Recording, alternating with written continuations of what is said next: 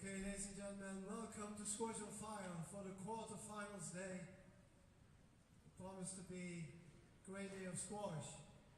8 matches today. I'm going to introduce you to players for the first match of the day, first quarterfinal. Ladies and gentlemen, big welcome for Amina Orfi.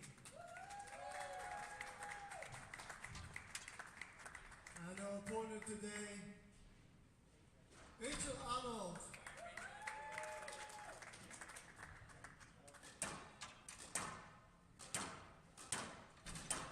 Amina is world ranked number 13. She's only 16 years of age. Was the finalist last year, playing TV Heroes in the final. She's from Cairo. She plays 1 year on the tour, the professional tour. And in this tournament, she's a number 3 seed. She beat Aira in the second round of this tournament. And her opponent, Arnold, is the number 6 seed of this tournament from Malaysia, 26 of the world ranking, 27 years of age, plays already 13 years on the tour, and played a won from Jessica Turnbull in the second round of this Squash on Fire Open.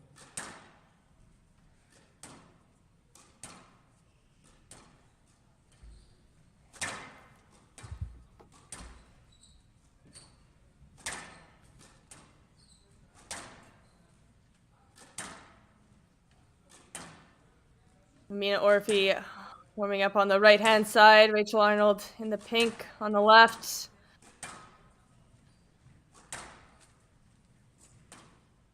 It's been a pretty busy event. Lots of spectators, especially for the evening matches. Really great environment. But both these players are full on business, especially Amina Orfi, very focused.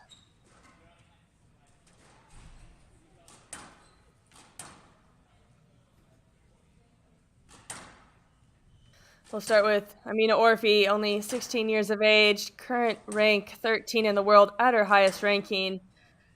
Pretty wild. Last year at this event, she went through qualifying and then ended up reaching the finals, eventually losing out to Tina Gillis in 3. But it was a wild run, and it's crazy to believe that in just 1 year, she is our 3rd seed of this tournament, had such an impressive rise up the rankings, recently making it to the quarterfinals of the Tournament of Champions. And her opponent today, Rachel Arnold, 27 years of age, close to her highest ranking of 24, just 2 spots below at 26. 5 PSA titles to her name. And she is a regular here at Squash on Fire, having played it 3 times in the past. Last year, losing out in the round of 16 to Sana Ibrahim. So far through this tournament, she had a pretty smooth ride, taking out Jess Turnbull in 25 minutes, 3 games to love.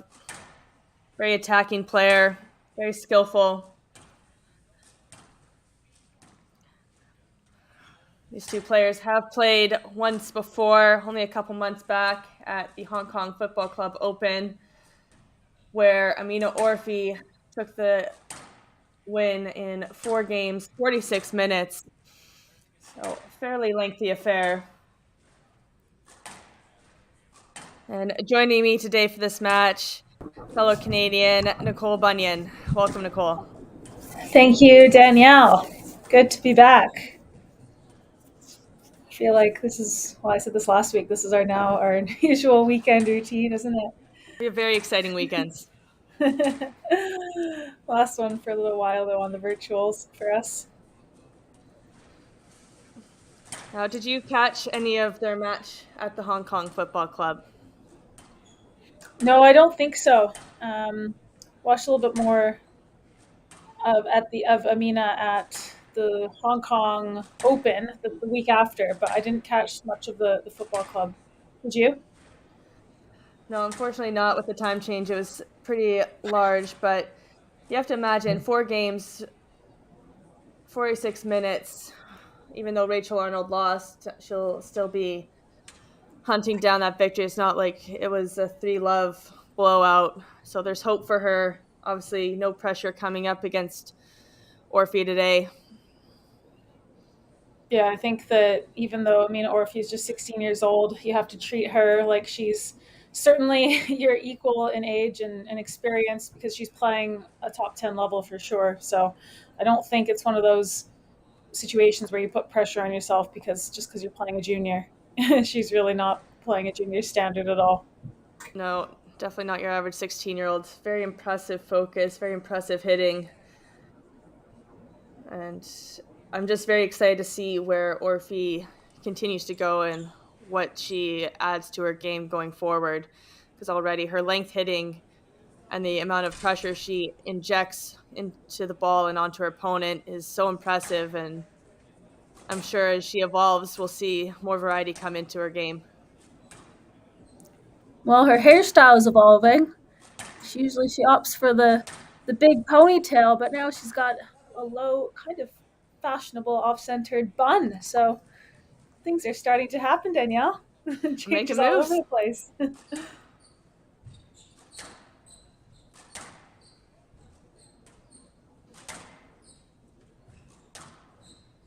Here we go.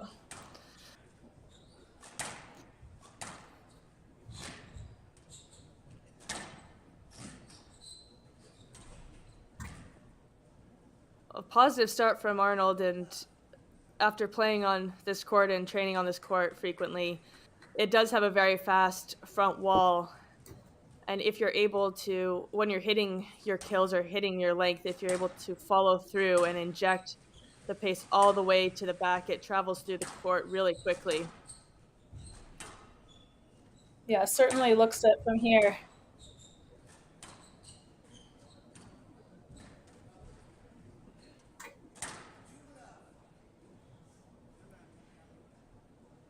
Well, I think that, Danielle, earlier you alluded to the fact that Rachel Arnold had some pretty good success, a close match against Orfi at the Hong Kong Football Club. And we're seeing some signs of that style of play. She's not just going to look to kind of batter the ball around at the back of the court with Orfi. She's going to look to move the ball around.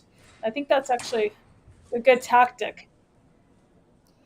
No, I definitely agree, and we've seen that even with the other youngster, Ferouz Abouakir, and she and Amina Orfi have had very close encounters throughout their junior career, and when you watch those two play, the style that Abouakir has is she volleys, she looks to hunt the ball, moves Amina forward, and it really is a good tactic to have, and I think Rachel has the similar skill set. She really likes to move it forward. She has a good variation of pace too, which will take away from that rhythm hitting that Orfi possesses.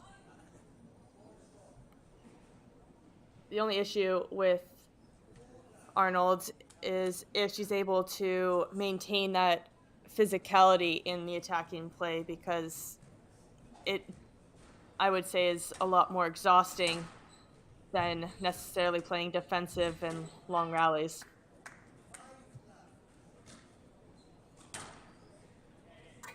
Well, she has yet to set a foot wrong here. 5-love lead for the Malaysian. It's a blistering start.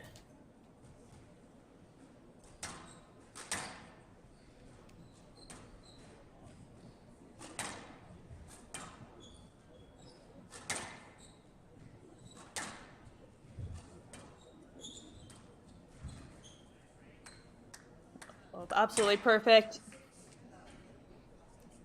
Well, one thing though, you should expect a response from Orfi. So far, a bit of a slow start from her. Just the quality of Arnold's hitting.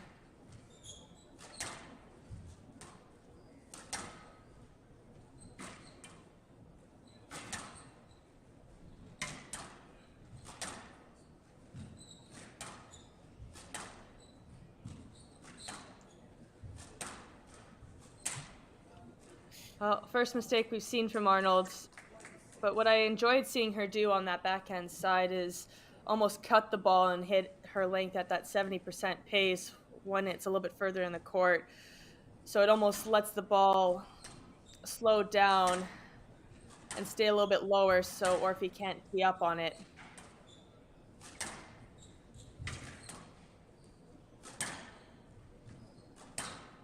Yeah, agreed. She's got a really good weight of shot going for her right now, Arnold. It's unfortunate.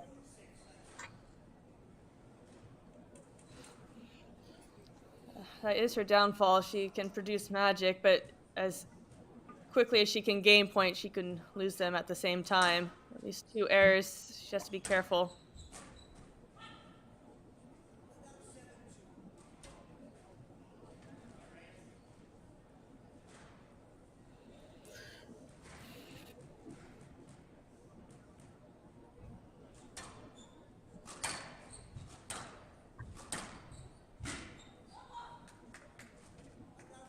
Well, there's that speed off the front you were talking about, Danielle. You can really get punished if you leave the ball short. Someone attacks with good racket head speed, like we just saw there from Orfi. Yeah, another thing with this court is it really does suck in the ball on the sidewall. So if you are able to find that straight hitting, it doesn't tend to pop out as easily as we have seen on other courts, where if you catch the sidewall, it will end up continuing to go straight.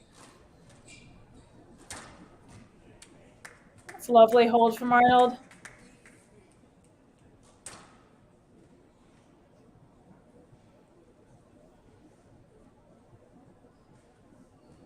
Well, the Malaysian's completely taken away the rhythm that Orfi likes to play with.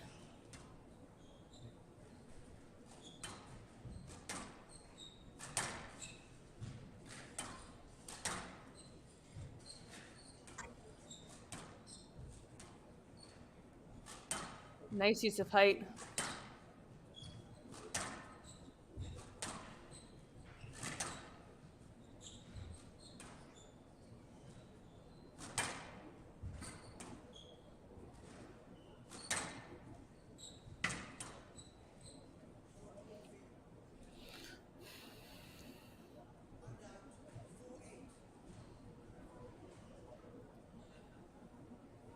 So just looking over Amina Orfi's stats, take a guess at how many PSA tournaments she has played.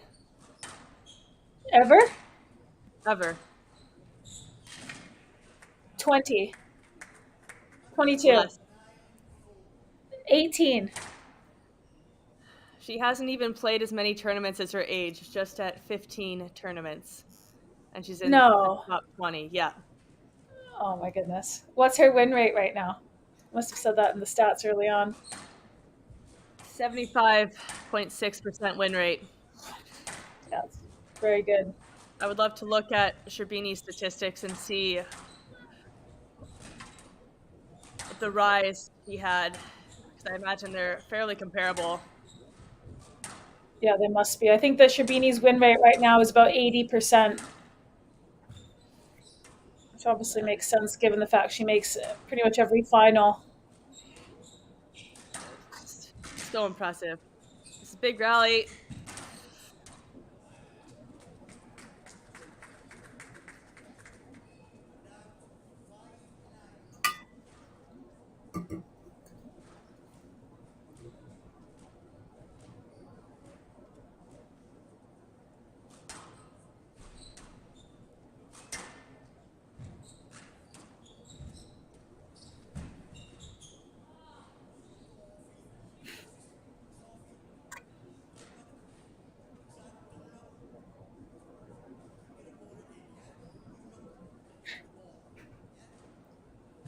Well, it was pretty decent backhand drop in initially from Arnold, but Orfi's pushing up now and she's looking to cover those attacks from Arnold. So she was straight on it.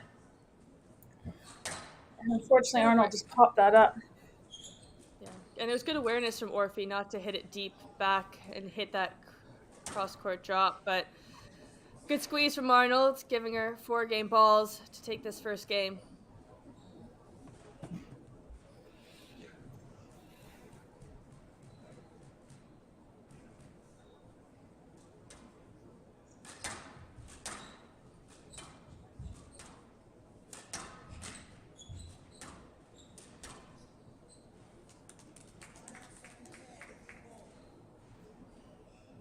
One save, just one too many cross courts from Arnold, opening up the court when the ball was behind her. Yeah, it looks like Arnold's trying to expose the forehand of Orfi. Orfi loves to structure her rallies on the backhand side. Really gets all her weight behind it. But like you said, she opens it up a bit too much, obviously, for Orfi's got a good amount of power on the right side as well.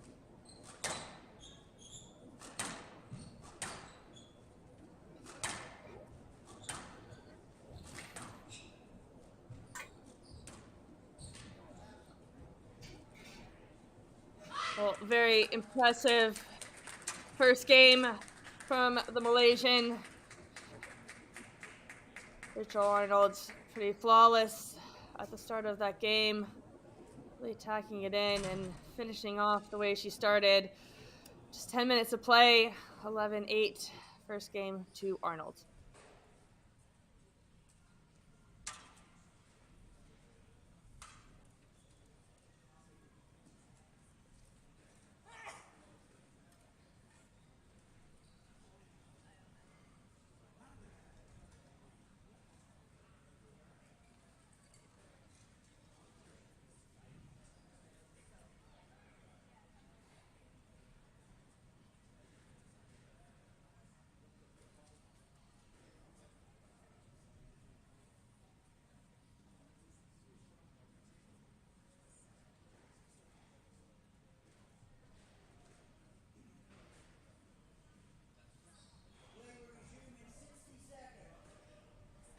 Well, very commanding lead from Arnold in that first game, but then they really went back and forth exchanging points. So seems like Orfi's starting to put things together at the back end, and we'll see if she comes out in the second with a new plan and response.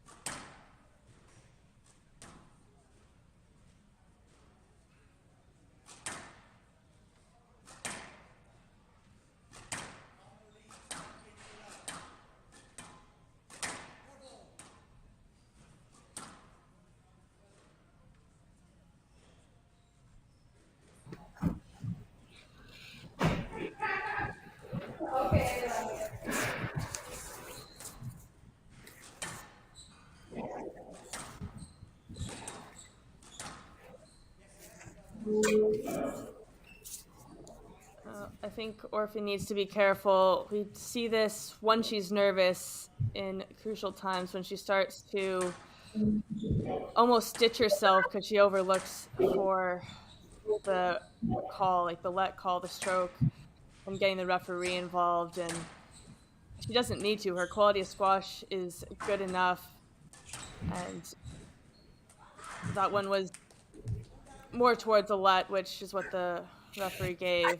But I don't think it's smart for Orfi to get involved with the referee.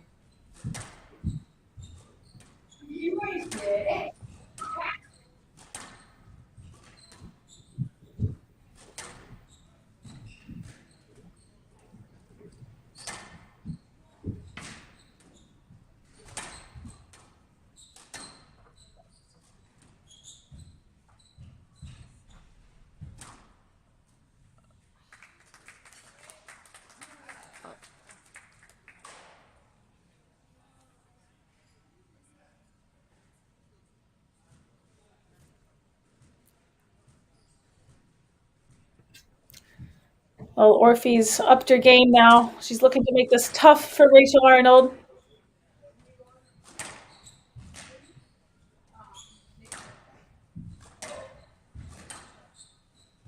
The first game, it looked like Orfi was just a bit surprised by the attacks from Arnold and how positive she was being moving the ball around the court, and particularly the pace, like you mentioned, Danielle. Arnold was taking the pace off really nicely, just taking the time away, or kind of not taking the time away, sucking Orfi out of her rhythm, kind of taking a bit of her confidence away. Definitely agree. And that mix of pace was really what helped her get those points, like we just saw there, that nice lift. Yeah, especially on that right side wall, there's a window not too far away, so I imagine it's pretty tough to see it when the ball's tight on that side wall. Yeah, it's definitely easier at night to see the ball.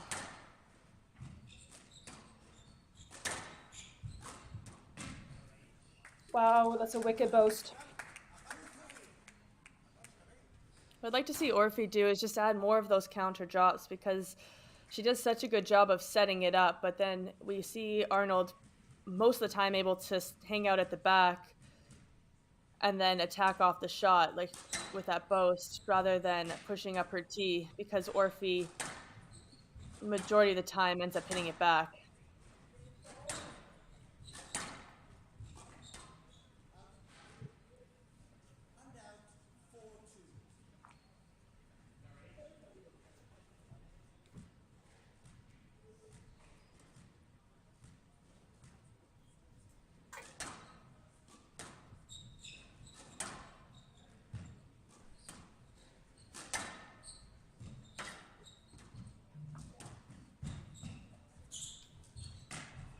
That's better from Orfi, using that variety, stretching Arnold in the front corners.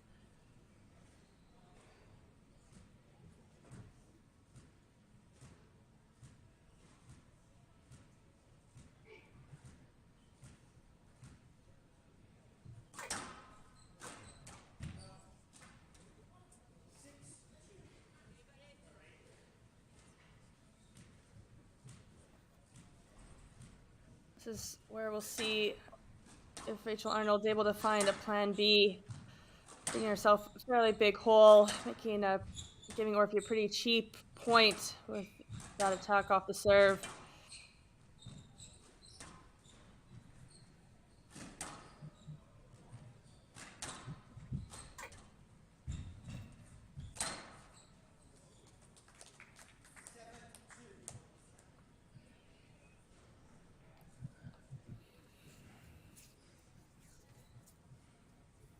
Well, Orfi now able to expose the movement of Arnold, getting in. She's going in there two-footed, and Orfi's keen to just run up and smash it cross court, which Arnold has no interest in running after at the moment. Now it's a complete role reversal of the first game. Arnold's starting to run out of ideas now.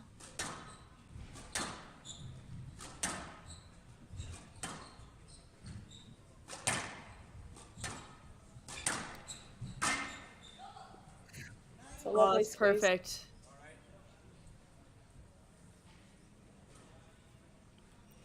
Well, very commanding lead here in the second. It's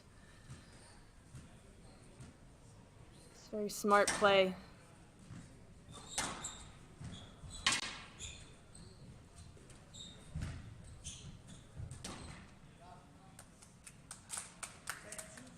Oh, that was smart. Orfi didn't know where that was going, but straight into the tin, giving Orfi 8 game balls to even out this match.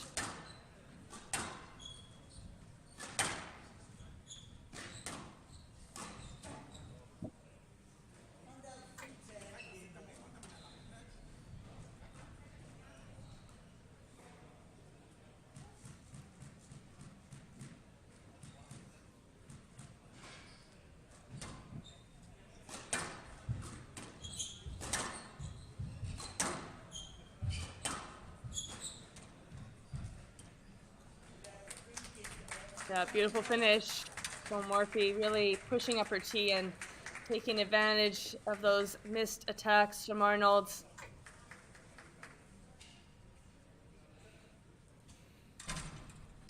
7 minutes of play, a lot shorter in duration, and games are tied at 1 apiece.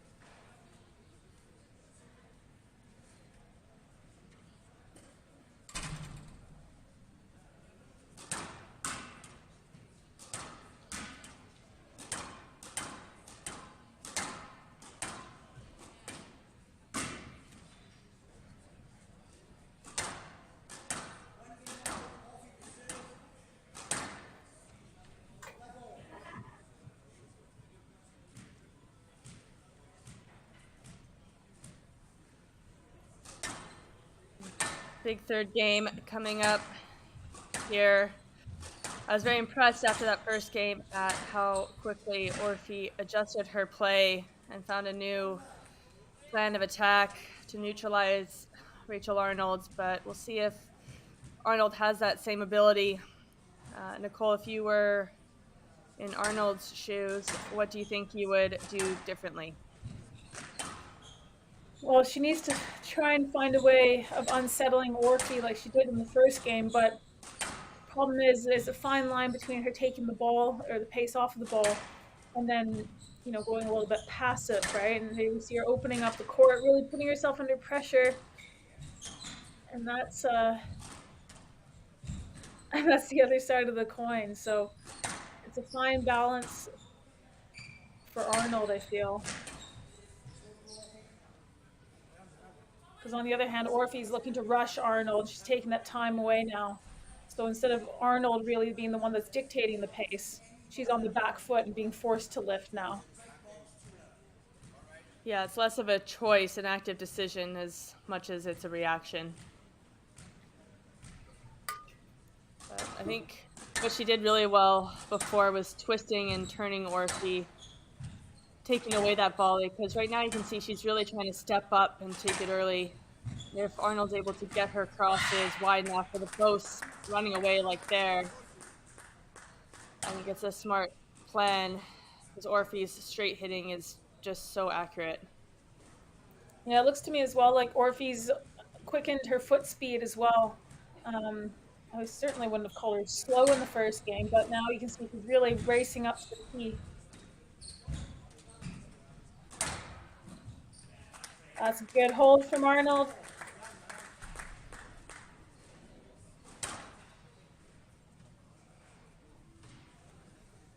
Really needs to continue to make use of those opportunities when she creates them.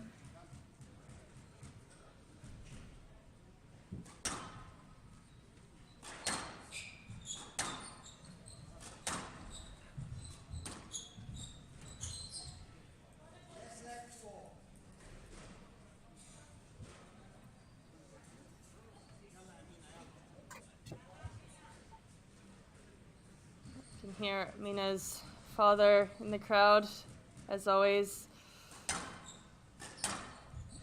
Pays very good attention to detail on her game and on game plans. Often see them watching squash all day, which is pretty impressive. Like, they really scope out their opponents and go into each match with purpose.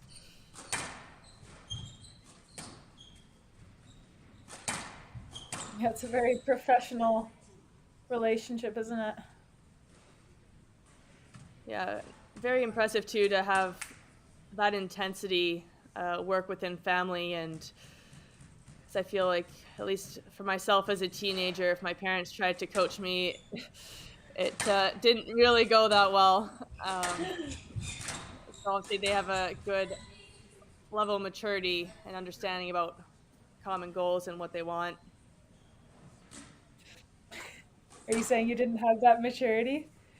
Definitely not.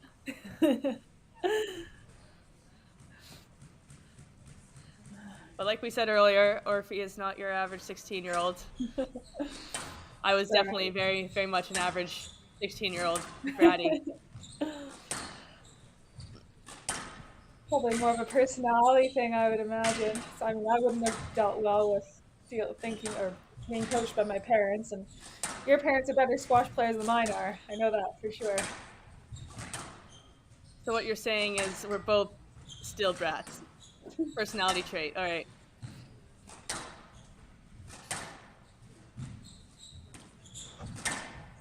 Anyways, back to the squash.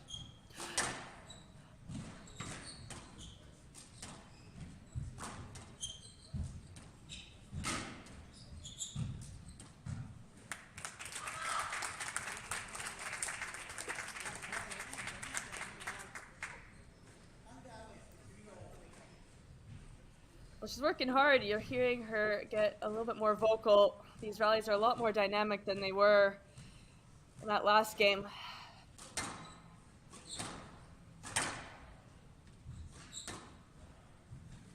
Yeah, seeing a lot more back and forth now, which is good. first game was pretty dominant by Arnold for most of it, although there was a late fight back from Orfi. And then the second game, Orfi really ran away with it. So now we're starting to see both players play close to their best at the same time, which is what we want to see, as long as it stays clean and fair, of course. Yeah, but very exciting. Really nothing in it so far between the two.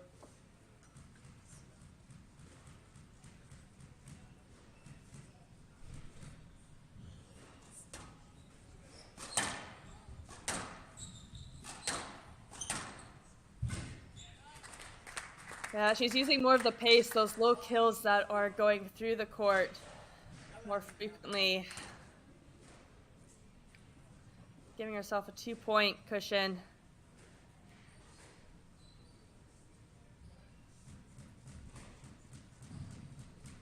It's interesting. We've seen Orfi be able to get to the top of the game and compete with the very best players like Hamami, etc., and having these really hard physical attritional rallies.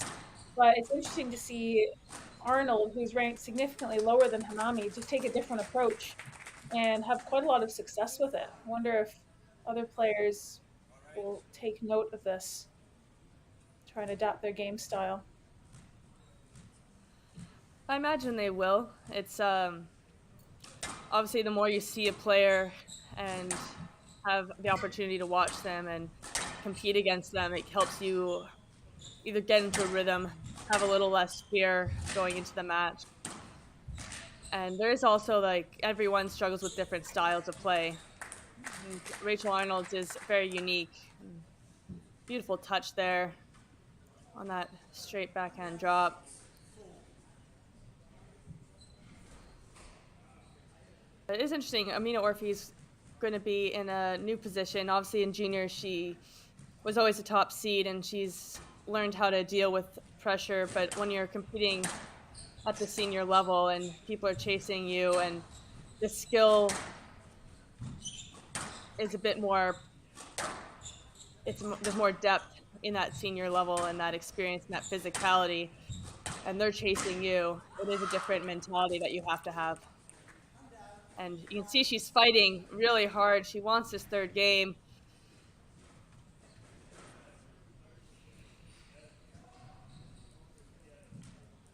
Yeah, Arnold just misjudging that one.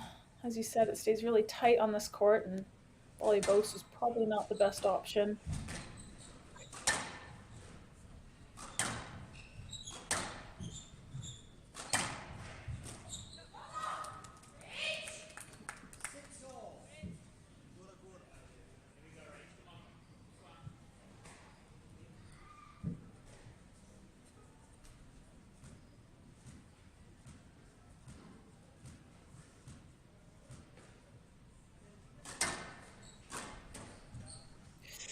Another poor error off the serve. We've seen a couple of them. Frustration setting in from Arnold, losing her lead.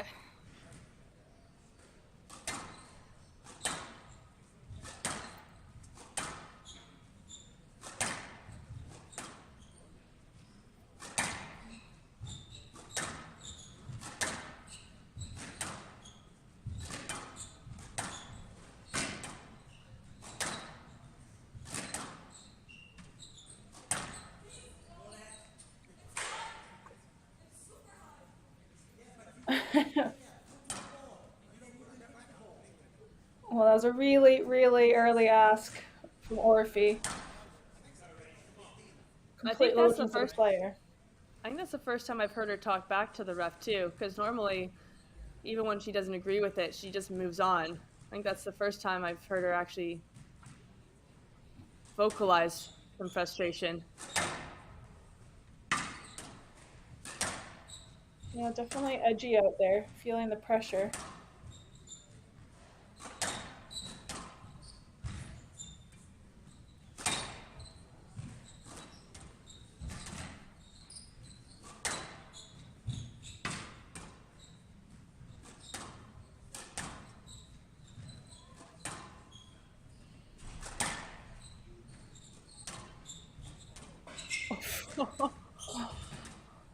That's good work from Arnold. She's got herself stuck, unfortunately. Really clinical finish from Orfi. Big point for her. She was under the cosh for most of that rally. Cross-court Nick just missing the rollout.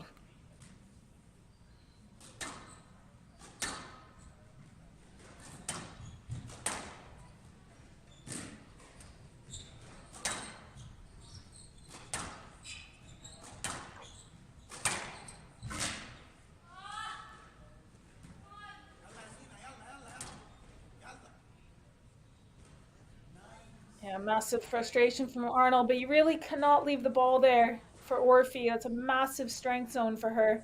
She rarely clips the sidewall.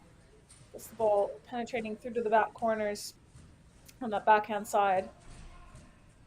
Such a clinical area for the youngster.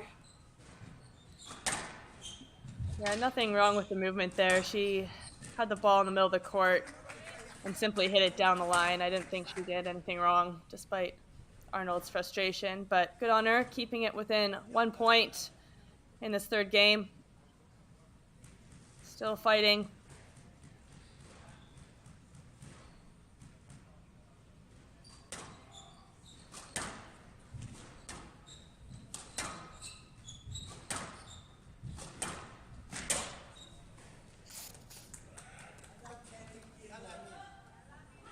Crucial error from Arnold, giving Orfi 2 game balls to take a lead in this match.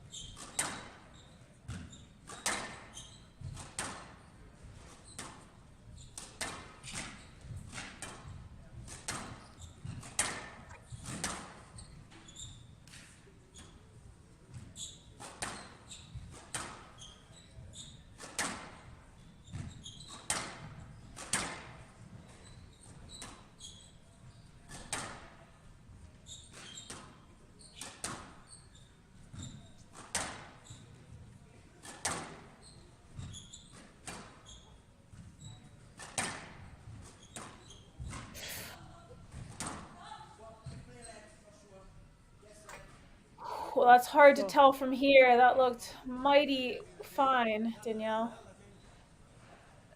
Yeah, I thought it looked perfect, but obviously Amina's closer to it than we are, but very nervy at times.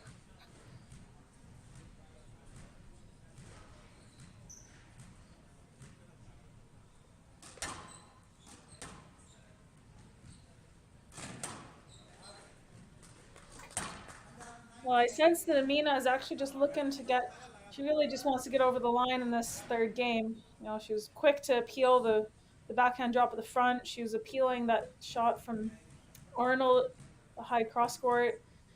And I think she's just getting knocked out of kilter slightly. She's really not been able to relax into this yet. But credit to Arnold, who's made this really tough for her. And there's a massive scream, huge sigh of relief. Not sigh of relief, but cry of relief, really, from Amina. Yeah, you almost wonder if she felt that she'd have an easier route through this match, but it's been pretty challenging. This is the longest game so far, 14 minutes of play, sneaking out an 11-9 victory to take a 2-1 lead.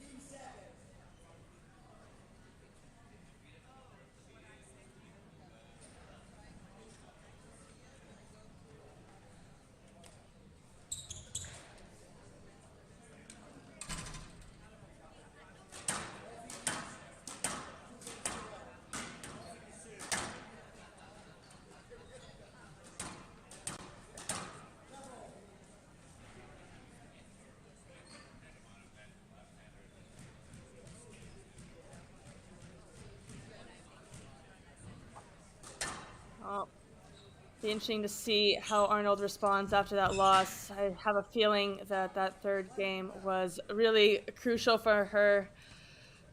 She can be a bit of a confidence player with her shots.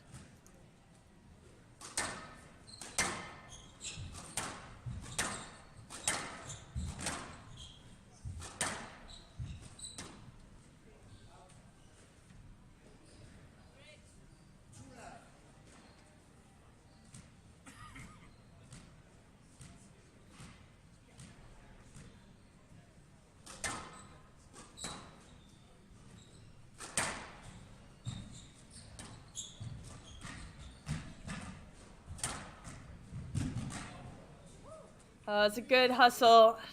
Not able to get there.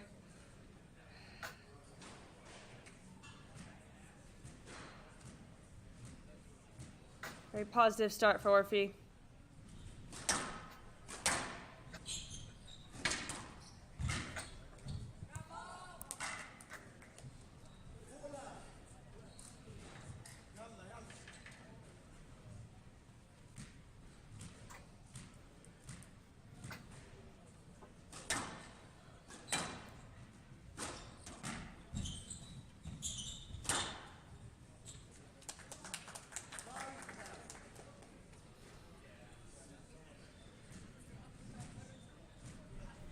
Orfi racing away with this right now. Absolutely stormed off to a 5-love lead.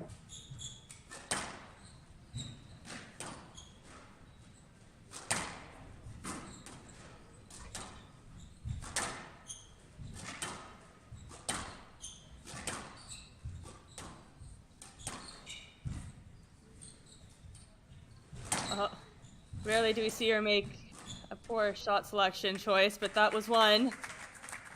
Rachel Arnold was right there to pick up that counter. Yeah, maybe a little bit of a guess from Arnold.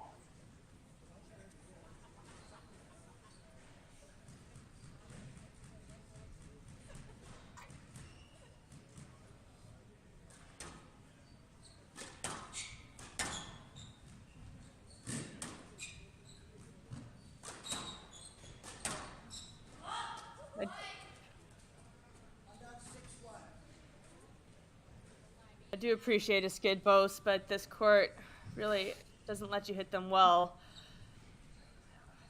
Went right into the middle of the court for Orfi.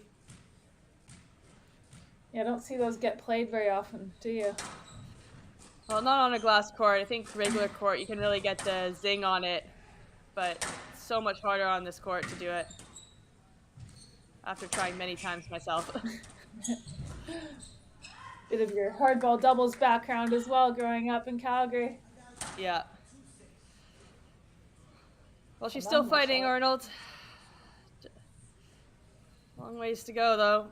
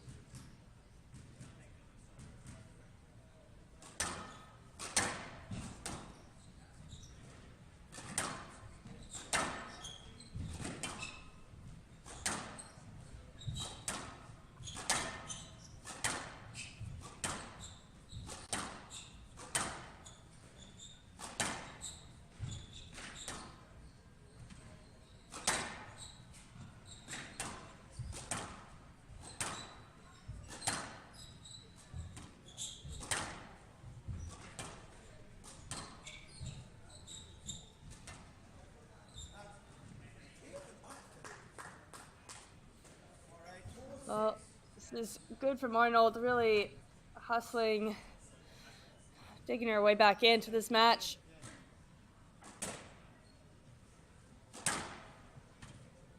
Playing really patiently.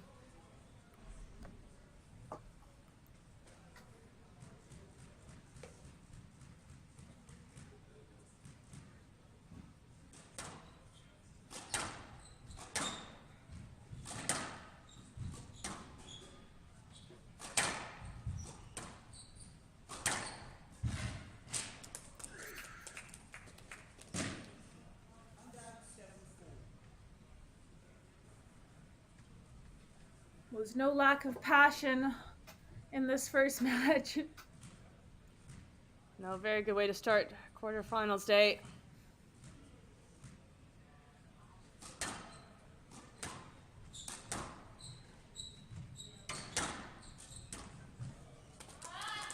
Arnold really looking to expose Amina Orfi's forehand, but unfortunately, not the right time there, not getting the width whatsoever. Had the whole left wall open too. It's overcomplicating.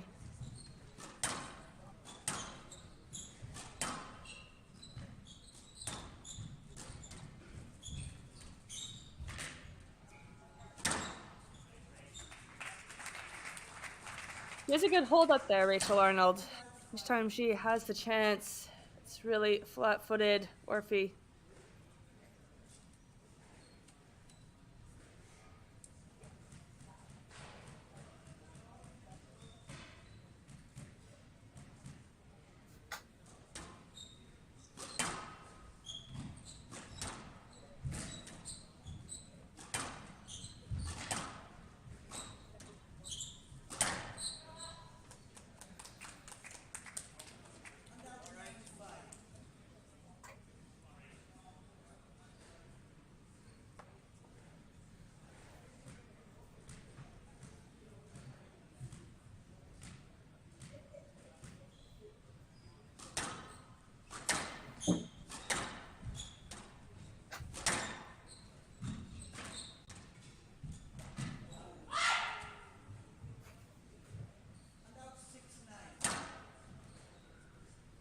Well, lifeline for Arnold. Rarely see an error like that from Orfi, just closing her racket face slightly on that drop.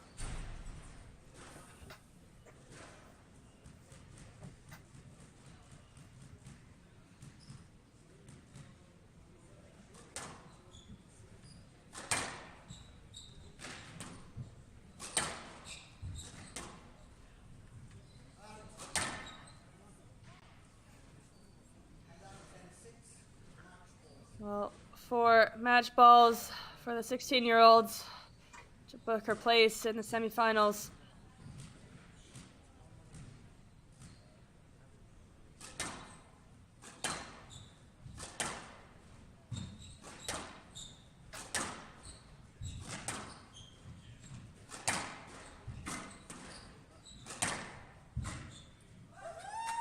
And a beautiful finish from Orfi.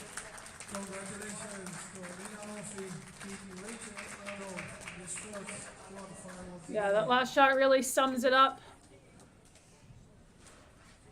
Very, very good performance from Arnold.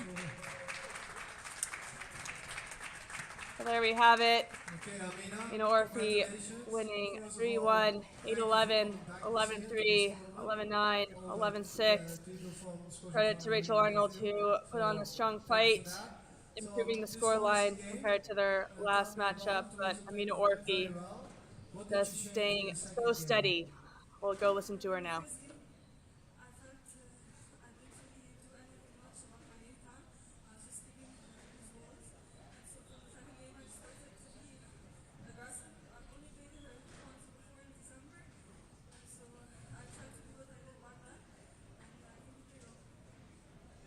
How are you going to prepare the semi-final? What you're going to do this afternoon? The meeting people are very curious what you do in your, let's say, preparation. I'm going to watch the next match for the women's event. I'm going to play either Aira or Sabrina. It's the second best junior here in Sabrina. She's a very experienced player, so I'm going to watch that. Well, next up, we have Youssef Ibrahim against Scotland's Greg Lobban, which will be starting very shortly once this interview is finished. Okay, ladies and gentlemen, next match will go on very soon. We're first going to clean the court quickly and then we'll announce the players for the next man's match.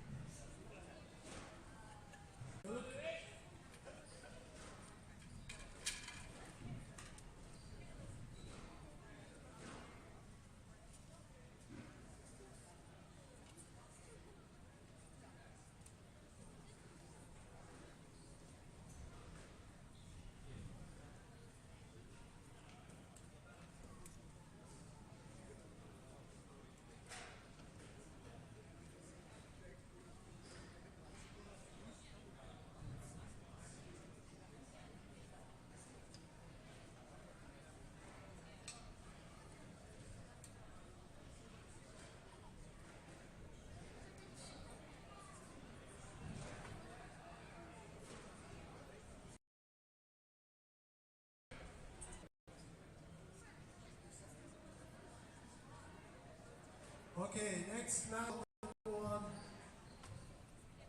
men's quarterfinal. First, I want to introduce you.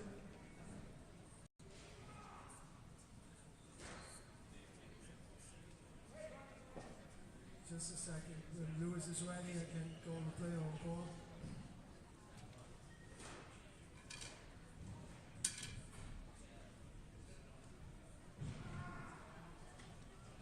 Okay, first player I want to introduce you from Egypt, ladies and gentlemen, Youssef Ibrahim. And his opponent today from Scotland, Lobban.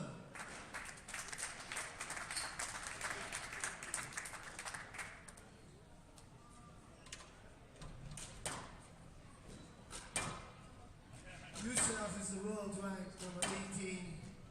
He's the 4th seed for this tournament. He's 24 years of age from Cairo.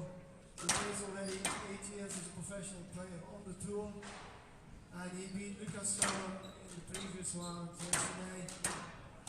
And his opponent, Lobban, is a number 5 seed, 12 years on the professional tour, world ranked 23 at this stage. And he beat in a very, very tight match yesterday, from Switzerland.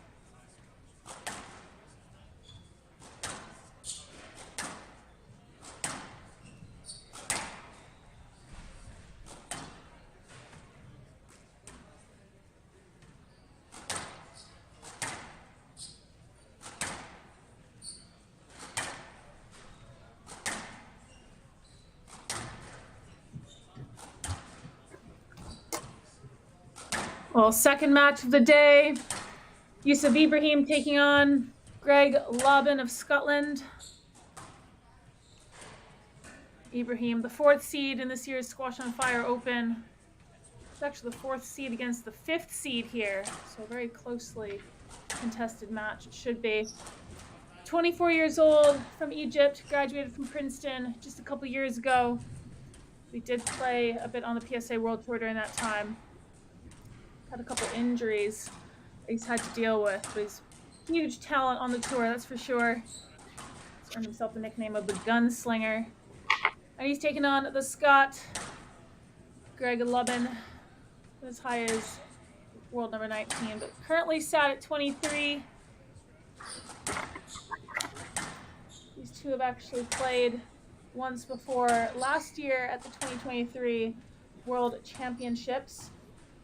It was Ibrahim that took that 3-1. A pretty decent duration. It was 57 minutes.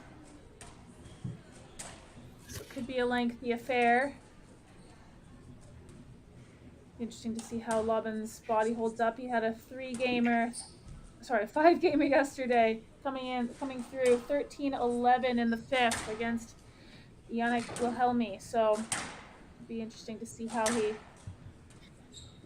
he fares here. And joining me, should be very familiar with the Scots, Olivia Klein. Hey, Nicole. How's it going? Great. Very good. Maybe you can give us some inside knowledge. I've definitely spent plenty of time in Scotland.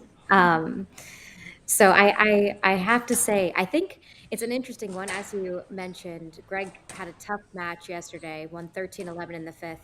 He is also coming off of a big win. He won just, I think, last week. I forget exactly where he played, but he won an event. And I always think it's very hard to kind of come back and find yourself and in fighting form when you're kind of, rebounding off of a win. There's highs and lows to that in and of itself. So I'm actually not surprised that he had a little bit of a struggle first time out, but he's definitely up against it here no matter what happened yesterday. Youssef's playing great squash. He's feeling confident in his body, which, as you said, I think it's let him down a little bit in the past, but he is definitely not short of skill. So I think this has potential to be really fun. It's definitely going to be vibrant. It's not going to be very attritional, I don't believe. So it'll be fun for us to go through. Yeah, absolutely. Both players love to throw in a bunch of angles, don't they? Yes, they do. Yes, they do. And I feel like in general, this court has actually plays very fast. I think it really does kind of ask for a dynamic game, right? It's fast off the front wall. I do find that in general, these permanent glass courts do play fast off the front wall. And then you kind of have this element of the glass courts, so you can get the hug in, but it definitely requires a fast adjustment and a utilization of the surface as well. Yeah, that's well noted. We certainly saw that in the previous match with Orfi and Arnold. The hard hitting was pretty effective when you had space and time. I feel like that could Totally. really suit Ibrahim, hey? Given his style of play. Absolutely. I think he tries to kind of break up rhythm in that way anyway. Because he has that lefties kind of comes around the ball well. He does, snap through the ball, and I can definitely see him trying to throw in those low, hard, even maybe a little bit behind him, a few cross courts like that to try and send Lobban into corners that he's not wanting to go into.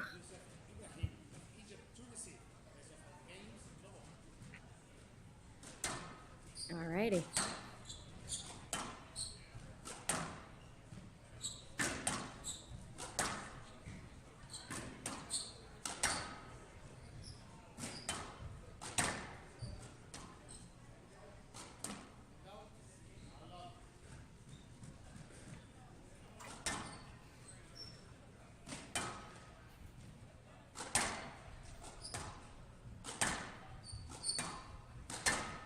I guess the question will be really if kind of Greg's recovered from yesterday and he's able to stay on the ball, be able to stay with the pace that Youssef's undoubtedly going to use, without getting too passive, right? Like there's depriving squash and then there's passive squash, and he's definitely not going to want to put Youssef in positions like that to be able to take balls in short because he just going to eat that up like cake all day long. No kidding.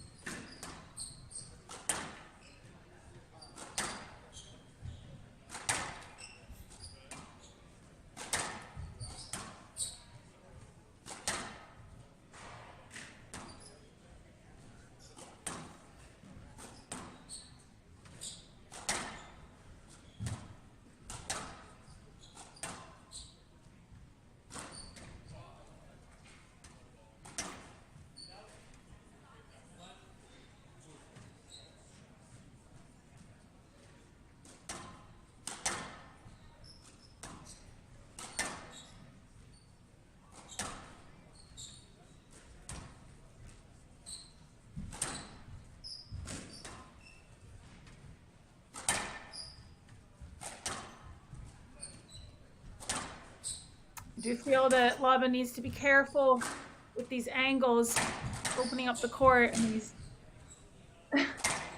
looks lovely sometimes, but it's just giving far too many options for Ibrahim. And I think he's just going to find himself on the back end of all these rallies. And I think the more that he opens up, I think it's more also of a tell of like, well, how long are you willing to go and do this? I feel like when you open up the court quickly, there's this mentality of kind of looking for maybe an easy point here and there for a little bit of confidence or some self-assurance, but it doesn't necessarily play well into the hands of, someone who I believe, well, for anyone really who I think is trying to get their sea legs underneath them. And I think that's actually something that Greg can do very well, is hit lovely straight lines and be consistent. It's just hard to not get kind of sucked in when obviously his opponent wants the angles too, right? It's like knowing that balance between, well, where's the angle that I can do something with, and what's a careless angle, right? And just put in for no reason, which, like we said, Youssef is just that he wants you. He's like, give me an angle. What can I do? How can I be creative? Yeah, like we just saw it there. He's gonna mop those up all day long. Totally. Already seeing some signs of some sluggish movements from Lobban as well.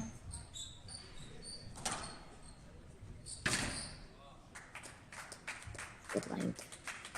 I mean, if he could be deprivational like that and put those, like, get that width really across onto Youssef's backhand, really deep into the back corners, he's going to get joy because, I mean, although we make it a little harder, squash is a relatively simple sport that we love to make complex. And at the end of the day, when you hit your targets in the back, he himself will get options to go in and take that with stunning straight into the front there. Why?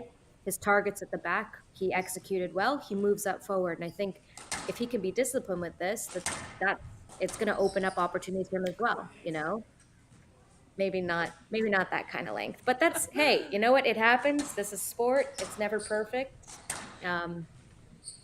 but he'll want that one back. A bit careless with the feet. All straight in there. Well, as we predicted, it's a very open style of game. I think the crowd's really loving it. Yeah. I think the crowd's gonna get even Like more we said- animated as the Totally. day wears on as well, because the bar is literally right next to the right side wall. That always A lovely encourages Friday it. lunch. Yeah, Oh so- yeah, this is the kind of squash that people love to see. I think that that's what does make, you know, Youssef Ibrahim so exciting for everyone, is that he is so creative and he is so much fun to watch, that he also asks that of his opponents, right? It's very hard to be playing against someone who wants to raise the pace, who's going to use angles, who's going to use the hold, go for nicks flat out, and not kind of elevate to yourself. So I do find that when most people play Youssef, that's naturally how the match tends to unfold. And unfortunately, he just usually tends to do it better than the other person. So it's a tough nut to crack. Yeah, it certainly is.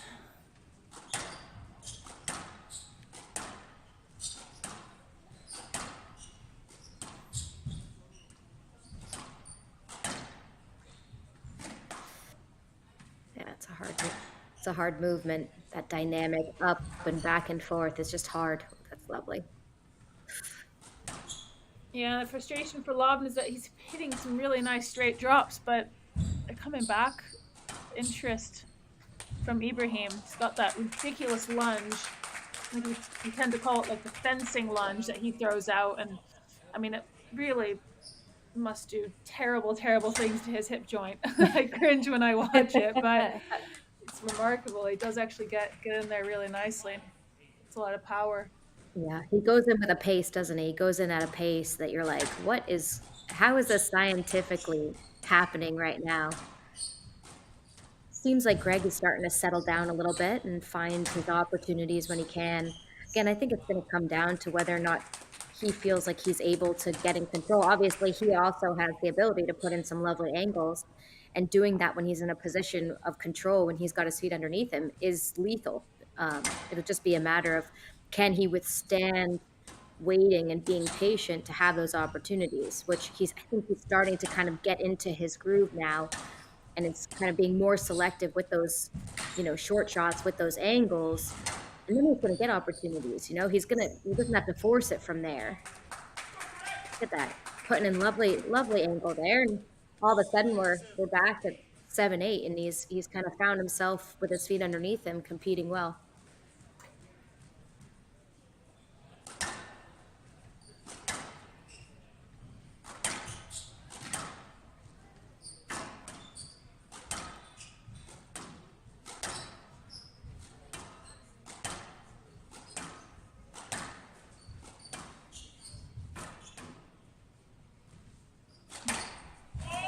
Wow, that's what a Ow! choice. Oh, what do you think? I didn't. I was just admiring the shot that I didn't even look at the pickup after that. I guess that, I guess the referee has called it down, and there you go, leveled in at 8-all.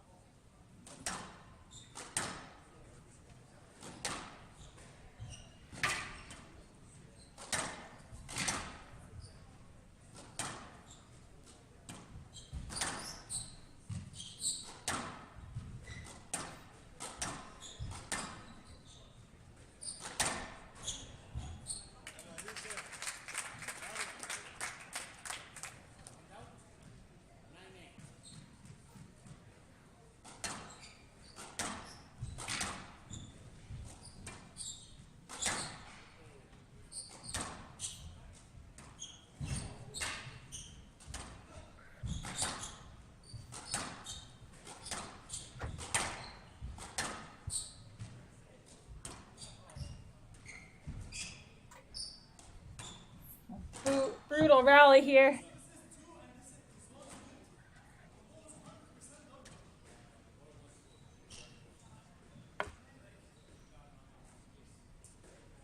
I saw it good, but I don't know if I trust my eyes. I don't know if I trust my eyes ever, but I saw the ball good. 9-all.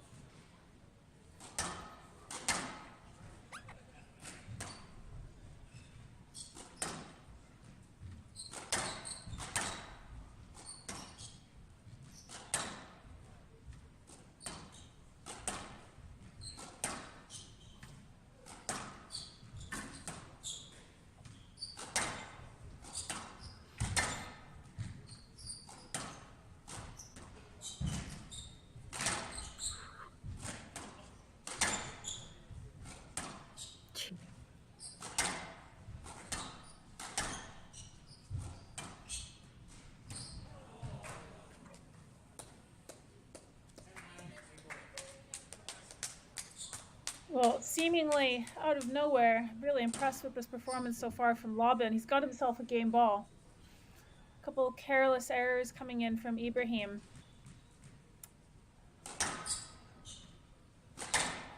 You can't rely on the easy ball, but I do believe that what Greg's been able to do here is make the court bigger, give himself some more time, give himself more options, and that makes I think it's hard to play anyone when they have options and they're in front of you, right? And I think Greg has understood that he needs to be attacking, right? There's no doubt that you need to attack the attacker, but at the same time, but can you be disciplined with it? And I think he's found a balance now that he's comfortable with, um, which is essential, really.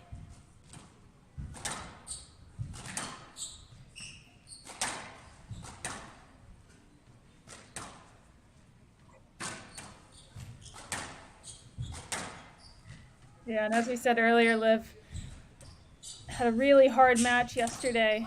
Sometimes it just takes a little bit of time to get that out of your legs and settle in. And he's managed to convert the first game. So really good turnaround from the Scot. Yeah, absolutely. I think it just shows you too. I think there's this big hype about when you have a big match, are you able to show up the next day and do it again? But there's almost this knowledge that it's inside of you. You know you've done the work. You know you can get through anything, right? He battled back so hard yesterday, found himself, down and out, and could count on himself to put in a big shift. It just shows you that you get to that point where you can kind of go into a place where it becomes more about understanding what you're trying to do and less about how you're feeling out there, right?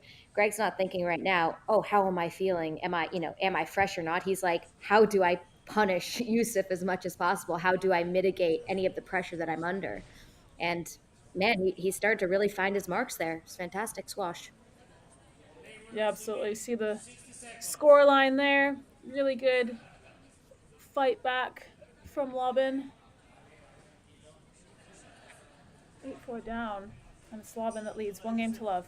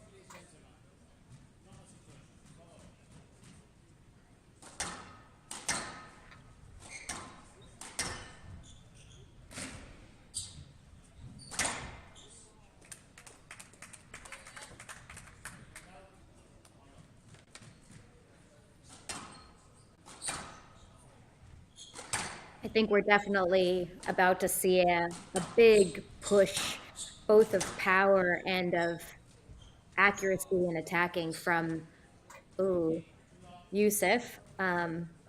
Unfortunate for Greg there. I don't think that that was within the plan and of what he was looking to try and achieve there. But I definitely believe that we're going to find a response from Youssef, and then just like that, where he's going to go on a little bit of a rampage and a bit of a tear. And it again will be about, can Greg find a way to mitigate that pressure, mitigate that pace, deprive Youssef enough, and get his own, jabs in.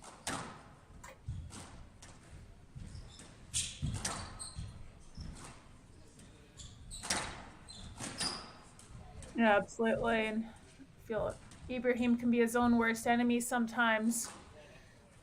Oh, Ooh, it's certainly exciting. It's all happening out there. Lovely finish. lovely. Lovely, lovely, lovely. I don't know about you, Nicole, but I don't think I've ever seen so many boasts being utilized. Probably ever. Um, I myself was not a great boaster when I was on tour. I never felt super comfortable throwing it in. But these guys, it's like, I don't know. They're just, that's like the go-to. Look at that. It's just a go-to. And it can be attacking, it can be defensive. It's very dynamic. Whew. It's like they've been playing hardball doubles in preparation for this match, which is pretty much the Totally, opposite of singles. Boast, reverse boast, lobs So true. down the middle.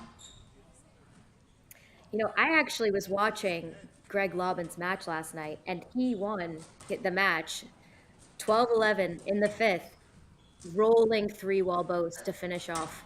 Rolling three-wall boast. And I guess when you can, replicate stuff like that, then it seems like maybe a no-brainer to go for it. I don't think I'd have the cojones to go for it this often, but you know what? God bless. These guys feel confident going and picking it up. You gotta do what you gotta do. No, I feel like your risky shot was the little cross court flick. That was your go-to, I feel.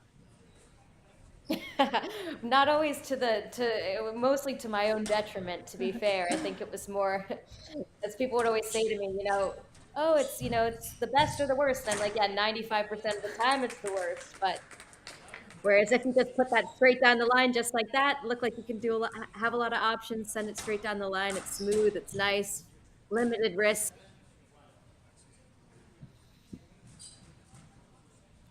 We'll talk about risk. Robin's certainly taken on a few risky shots. Just clawing one back there, but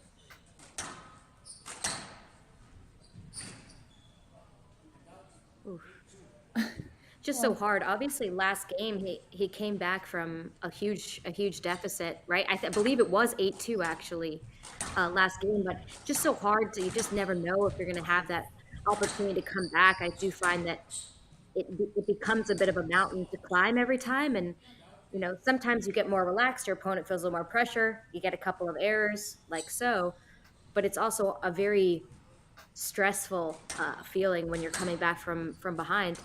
That being said, if the pressure's there, the pressure's there.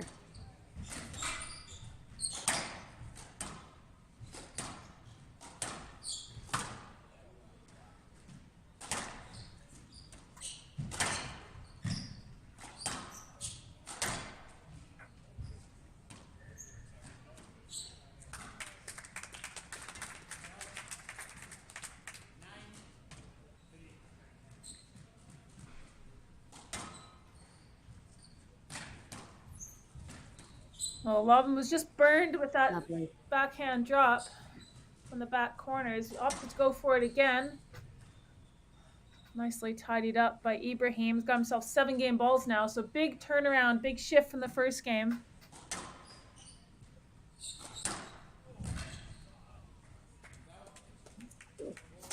An absolute blinder. Well, when it comes off, Liv, it looks fantastic. It really does. And Greg has always had that those options that are pretty. I mean, like it's casual. He's doing a lot. He likes to be creative. He likes to have fun. It's fun to watch. I think when he lets himself be free, it's less error prone than when it feels a little forced. And when you're 10-4, 10-5 game ball down, you can kind of let yourself go a little bit and see if you can bring some stuff out. But I actually don't think he's particularly happy with himself right now. He's in this match. He's in this match, and I think although it looks lighthearted, I think he's frustrated to say the least. Yeah, so much shorter in duration. That second game, Ibrahim equalizes it, takes it 11-5 after just 20 minutes of play, tied at 1-all.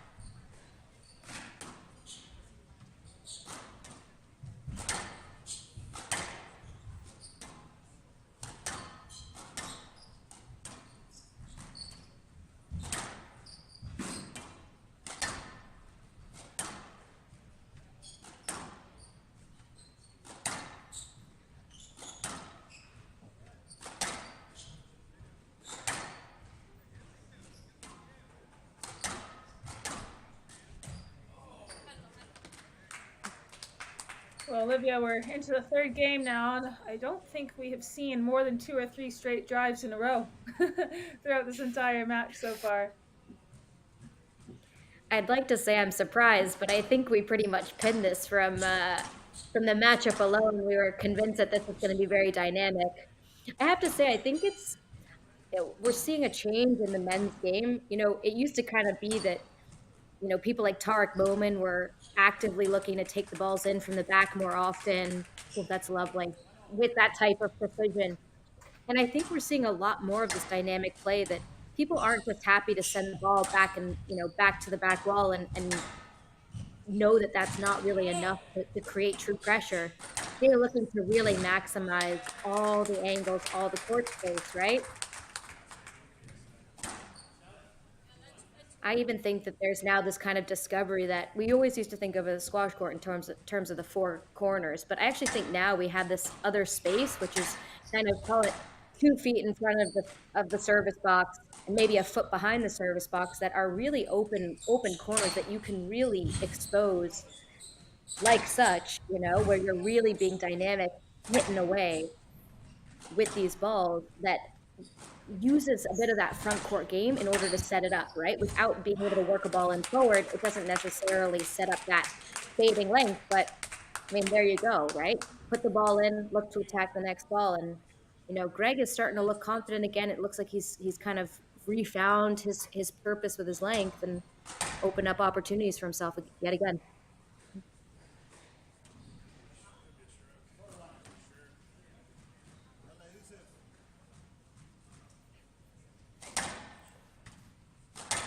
Well, Youssef just gone a little wayward here. Careless stroke off of the serve.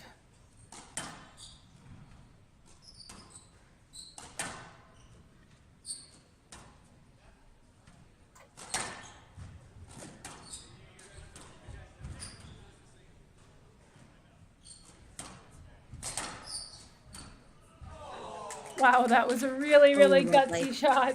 Lovely, lovely, lovely. Hit it right Well, back when you've to got the hands like that, I suppose you can use them. Can use them like that, can't you?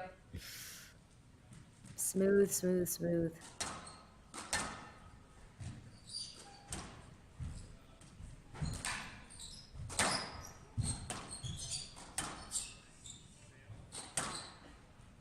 It really is kind of seeming like a front to back kind of game, right? They're like they're tending to build their rallies from taking balls in short as opposed to from hitting good length and looking to cut that person off. It's definitely different, but it is very beautiful to watch. Very, very dynamic. Ooh.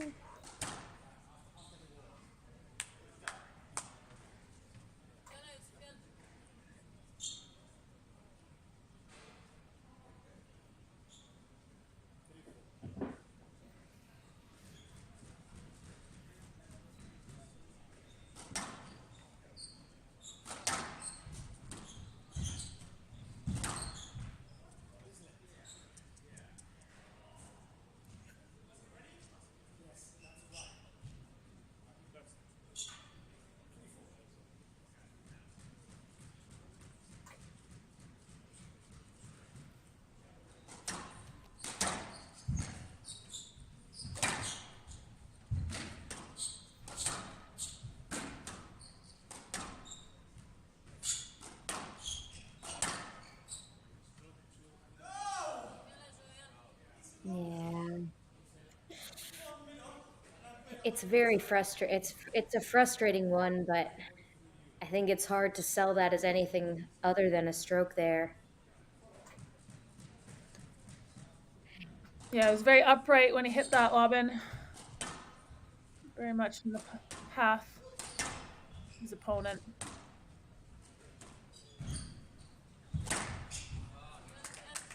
Oh, that's lovely. That is so well straightened. So well straightened. It's the dexterity of the hand for me from Youssef Ibrahim that is just what makes him such a special player. His ability to straighten the ball from so far out in front of himself, where it looks like all he can do is cross court. All he can do is even throw a counter drop in there, and he's able with strength to take that ball straight on a beautiful line. On a beautiful line. You know?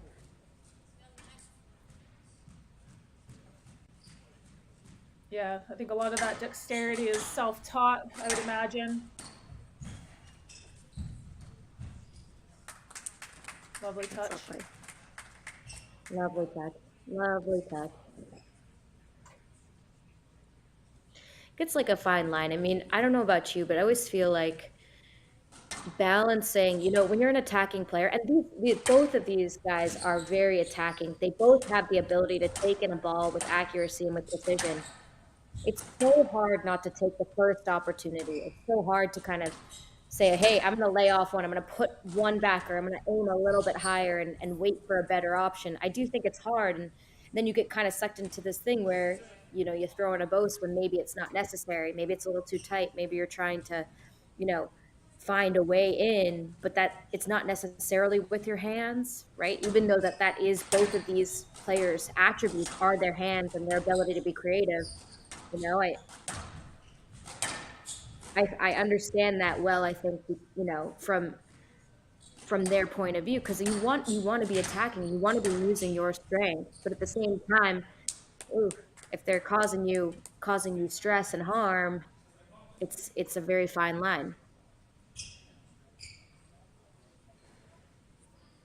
Yeah, certainly about getting the balance right. It's frustrating times out there, I feel, for Ibrahim. A pretty poor start in this game. Went down 4-love. He started to find his way back, but Lobban's just making himself difficult enough at the moment. Not letting Ibrahim settle. Just like you were saying, Liv. Yeah, I don't think there's going to be for either one of these guys. I actually don't think this is the kind of match where they can settle. I think this is like kind of they've got to be gritty and find a way, but I don't think anyone is going to find the rhythm that they're necessarily looking for. You know, it's they both have I don't know if the word is unrhythmical, dysrhythmical, whatever it is, there's no rhythm.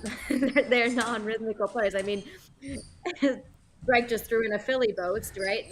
This is not rhythm. This is not, oh, I hit my straight lines. I look for, an option. This is creativity at its finest. So I don't think anyone's going to be comfortable ever, which makes entertaining squash for us. Yeah, spectators are going to be loving Whoa. it. A little bit of fortune for Ibrahim.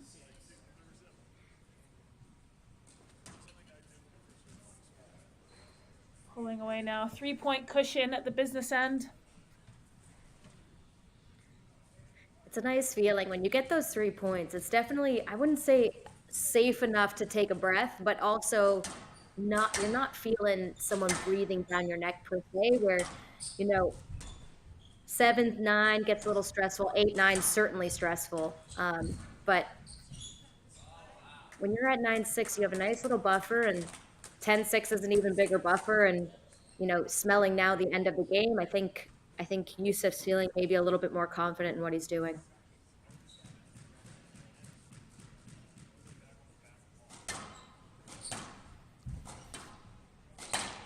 Well, he's got himself 2 game balls. That's just really unfortunate, just catching the front sidewall nick. Oh, sorry. 4 game balls, not 2 game balls. But now down to 3. Get my eyes checked.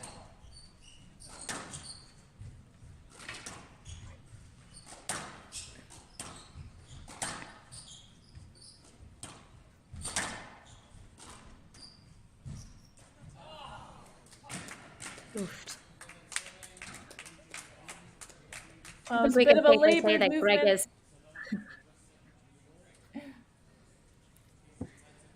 got some sufficient frustration, I think, from Lobban towards the end of that. And as you said, labored movement, to say the least. Yeah, I think he requested a new ball as well. So we'll have a couple minutes to warm that up. But after a pretty rough start from Ibrahim, going down 4-love, he's managed to bring himself back, closing that third game out 11-7, and he leads 2 games to 1.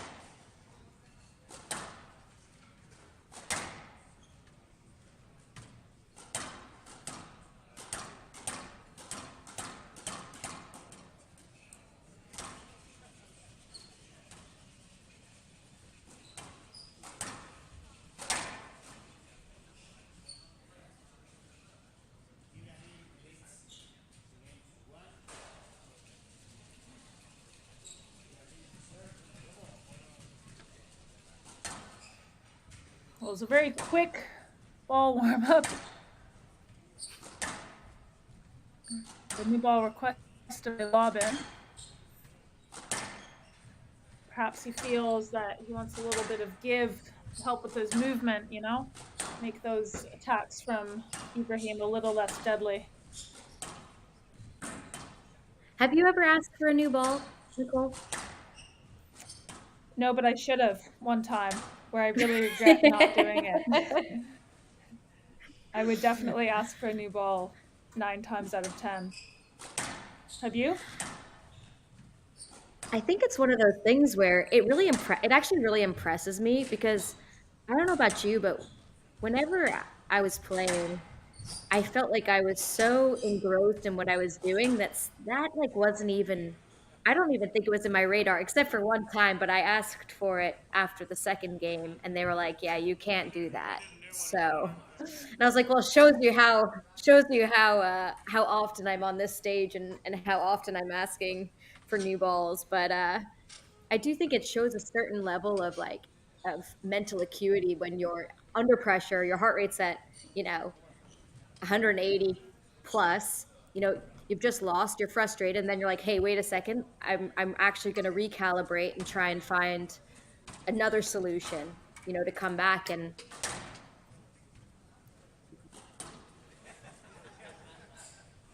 Yeah, agreed. It although takes a bit Greg's of lost these awareness. first 2 games. It does indeed.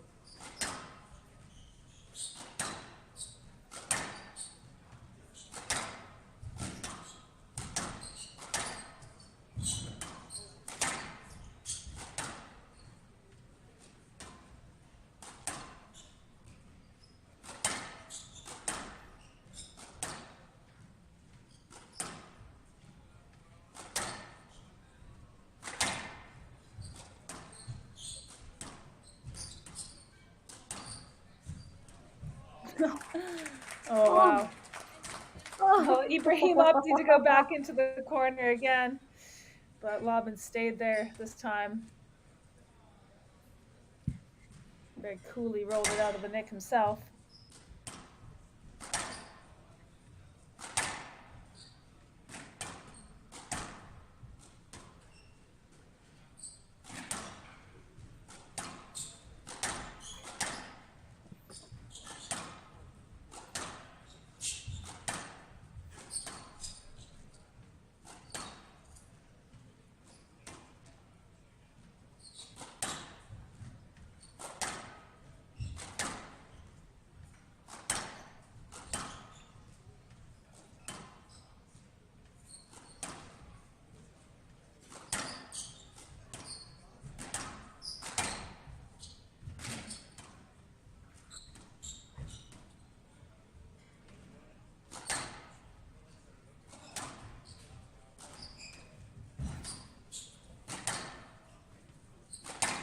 Can really see the purpose behind when Youssef takes the ball in short from the back. He really moves forward from that tee to the top of that tee position. He wants to like that beautiful length. He wants to volley every single ball. He wants to be the person on top of his opponent, and he does that so well. He hits it in with accuracy, moves himself up, and looks to hunt that ball so well. Every coach in the world probably tries to coach that with their students, and only a very, very rare few actually learn to pick it up. Yeah, and he's got some of the quickest hands on tour, doesn't he? So he's really able to move forward with confidence. He's got such a ridiculous skill set.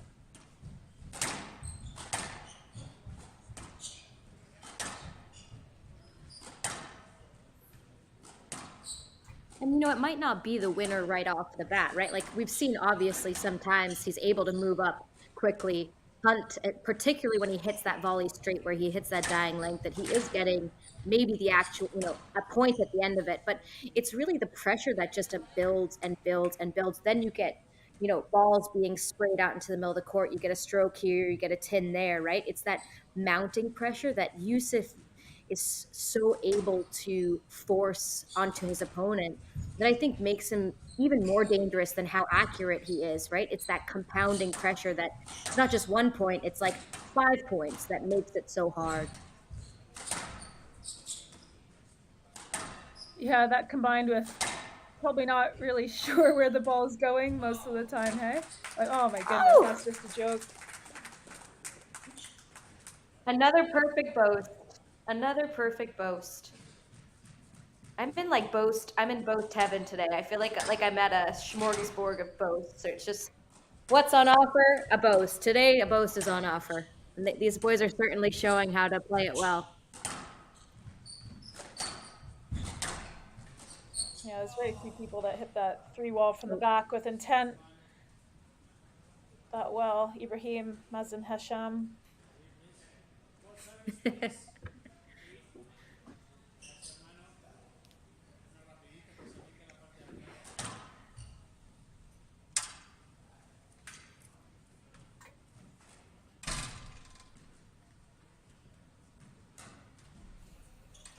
Who asked for the court attendant? Just out of curiosity, do you see who asked for it? Wasn't quite sure. It could have been mutual if there was a massive sweat patch on the floor.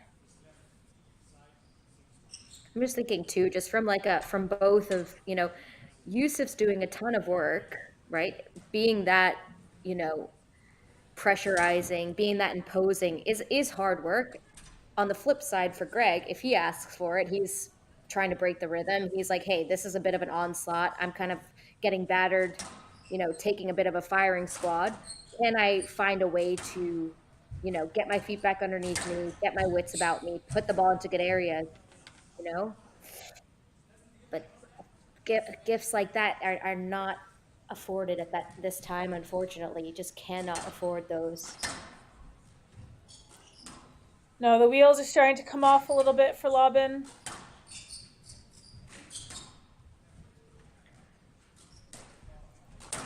Perhaps a little understandable given, like you said, really testing match yesterday and obviously coming off the back of a win in Montreal, actually. I looked it up. It looks like he won that tournament. So certainly match sharp, but coming into a very testing opponent like Ibrahim on tired legs, that's a really tall order. When you have an opponent who's volleying the ball 2 feet off the front wall for a cross court Nick winner, I think that's a tall order for anyone to deal with, let alone when you've maybe got some heavy legs from the day before and the week before even, Yeah, this is just it's a lot. This is a lot to handle. It's a lot of pressure. We said if someone's balling the ball, there's no worse feeling than when you hit a ball from the front of the court and before you've even finished your shot, your opponent is volleying it. That is a terrible feeling. That is a terrible feeling. And he's lucky there, but again, Youssef is right there to volley that ball, and it's an oppressive feeling. It's not fun. It is not fun. Yeah, you feel like their opponent's right over your shoulder and you're finishing your follow through and they already know where the ball's going. I mean, it's just literally it's a heartbreaking thing. It's heartbreaking because you're trying to do the right things, and at the same time, you're given nothing. Maybe a gift or two here. I think it's easy to get a little complacent, right? If you're Youssef, you're feeling good, you're call it 9-3, 9-4 up. It's easy to go for a few things, but ultimately, I think he's feeling confident. He's going to take the ball in short. He knows that he's at a point where this is like break time. Can he get on balls early? Can he put the work in to just make sure this match gets closed down properly? And he's looking very confident right now.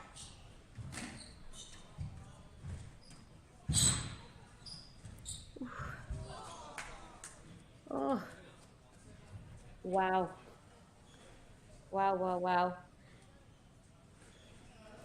I mean, honestly, it's just the dynamic nature of the entire match, I think, is taking its toll, right?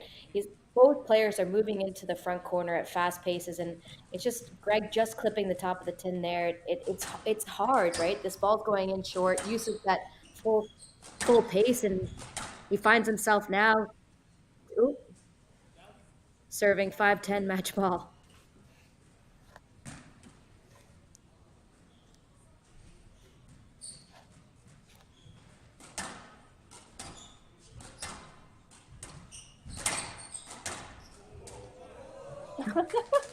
Oh, Oh no. Well, in some it ways, was gonna always end kind of with sums it Claire. up. It was always gonna. 3-1 victory over Greg Lobban from Scotland. Big hand of applause for Greg Lobban. Well, a really good fight from the Scots. Same score as the last time they played, 3-1 to Ibrahim. A little bit shorter in duration this time. Congratulations, Youssef. We'll have a quick Both of you are interview very attacking with players. Youssef now. Very spectacular as well, as you can see the last point playing ball between legs. How did you get into this match? What was your game plan from the start? Yeah, I think I played Greg before. He has such an intelligent game to play. So I knew he was going to try to contain the pace as much as he can because I like to play at a really fast pace and quite quickly. So I knew he was going to try to log everything and try to, just sort of get control of the game. So I had to just be on my tools the whole match and try to just pick up the pace whenever I felt like my body language was a little bit sluggish and getting into that mood of slow rhythm. I tried to just pick myself up and just try to make him move around the court a little bit and do some more work. And I'm happy it paid off in the end. How do you feel physically? Because last year you were here as well and you're coming back from an injury. You feel good? Yeah, it's the best I've felt since that injury. I think I'm playing pain-free now, which is the best thing I can say. All I have to focus on is the squash and yeah, it's been a long journey with that injury, but I'm happy. Well, there you see the scores from the first round of matches today. Amina Orfi coming through 3-1 against Rachel Arnold. Super good and very fast. Really good very performance from the explosive. Malaysian, Looks great. but the We wish Egyptian you was good able to luck hold for her the off in the matches, and end. we'll see you tomorrow. Thank you very much. And then Youssef Ibrahim managing it to hold off Greg Lobban, also coming through one. At 2 o'clock, so we have a little bit time to get some beers, wine, food, maybe water. So just a short break, See you later. as you hear Ronnie saying there. Get yourself some food, a drink from the bar, or not. And we'll see you back here in about 12 minutes to kick off the next afternoon round of matches.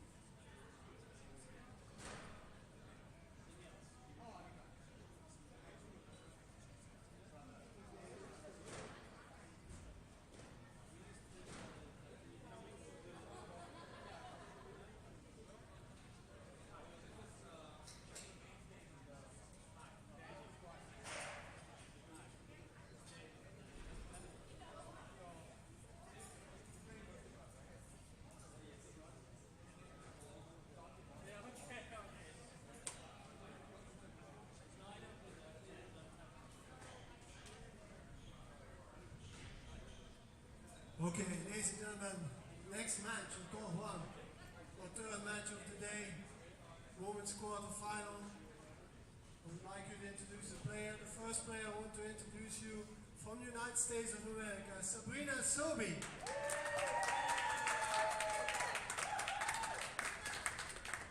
And her opponent from Malaysia, Aira Azman.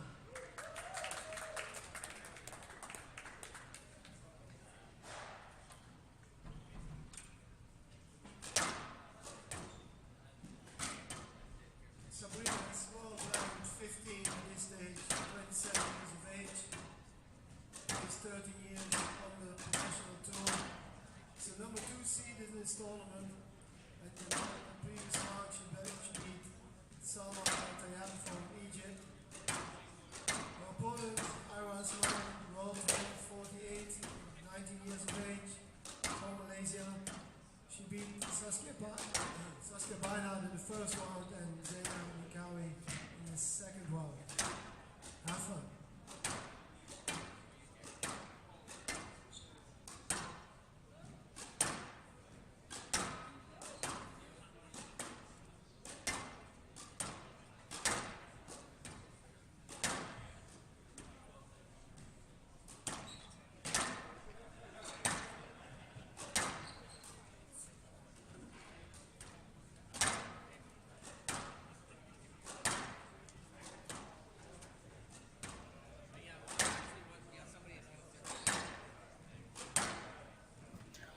Well, welcome back for our third match of the day here at the Squash on Fire Open. We've got Aira Azman of Malaysia taking on Sabrina Sobhy, home interest. Sabrina Sobhy is actually a 4-time participant here at the Squash on Fire Open and a 3-time semifinalist. Last year, losing out to Amina Orfi in a really close 5-game battle. First, you see here on your screen, Aira Azman on the left. Just one place off her highest world ranking of 47, currently set at 48. 19 years old, so fresh out of the juniors. And she's had a really good run in this tournament so far. Round 1 coming through a 3-2 battle against Saskia Beinhardt of Germany, and then taking out the number 7 seed Zaina Mikawi, 3-love. So very confident start for her. And the home favorite, as I just mentioned, Sabrina Sobhy, currently sat at 15 in the world. Certainly has the capabilities to play well above that ranking. Saw some really good form from her at the Tournament of Champions in New York just last month.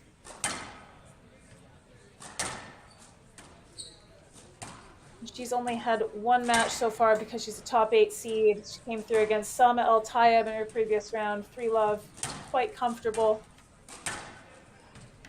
I think she'll have a lot of home support here, having played this tournament several times and also not living too far away, just up the road in Philadelphia. So she'll no doubt be looking to improve upon her performance from the last couple of years. And joining me for this one, another home favorite, Olivia Klein. Welcome back. Thanks, Nicole. Happy to be here with you this afternoon. Quick thoughts on this one, Liv? So I watched both of these ladies match yesterday, and what I kind of saw was that Aira Azman, much like her older sister, super sassy, super attacking, not afraid to take a ball in short and be creative.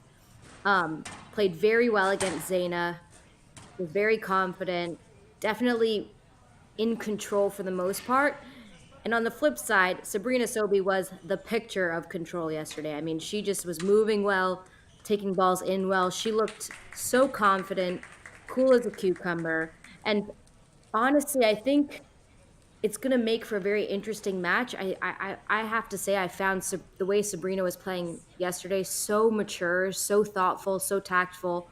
She's always been lethal. She's always been able to, take balls out of midair, put them in the cross court nick, easy, lovely length. Always been a fantastic mover, and I'm seeing a next level to her that I think is really special. And that's the perfect setting for, a young whippersnapper to come and try and mess everything up. So I think we're going to be in for a treat today. I definitely believe that Sabrina is heavily favorited, which I know is really rich when we have, rankings and statistics that point along those lines. But always fun when people haven't played each other before to see what can happen and what can get started. So looking forward to it.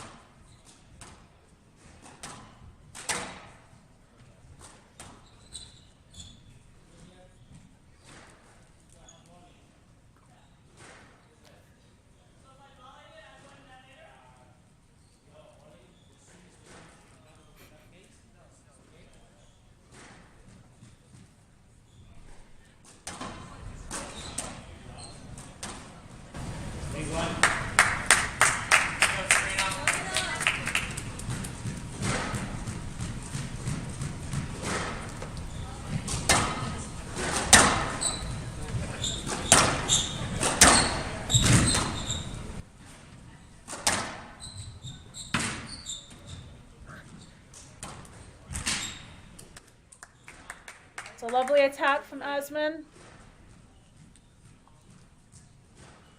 I've seen Azman play a few times before. Very, very attacking player. Seems to be a trait of all the Malaysian women, really. We saw that from Rachel Arnold earlier today. She had a really good performance against Amina Orfi.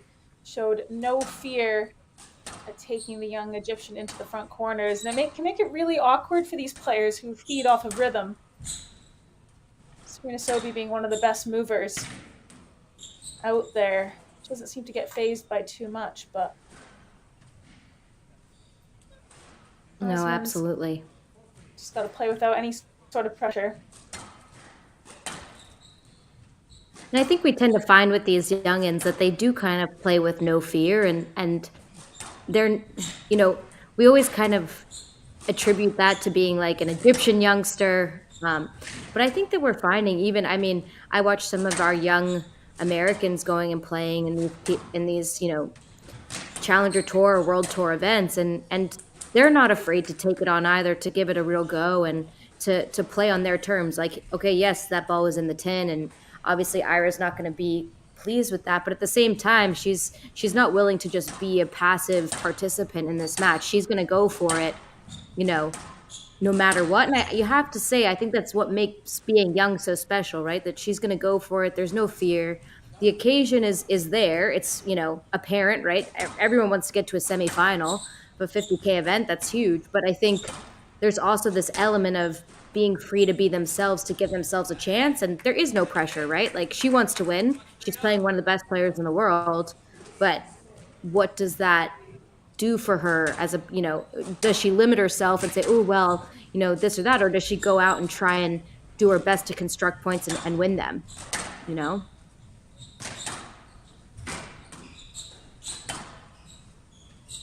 Yeah, absolutely. None of the juniors that are playing on the world stage are timid, that's for sure. They've earned their way up here. You see it mostly with the Egyptians, but of course a couple of younger players from other countries, like here, Azman from Malaysia, Caroline Fouts, another really good player, testing some of the top players. She's American.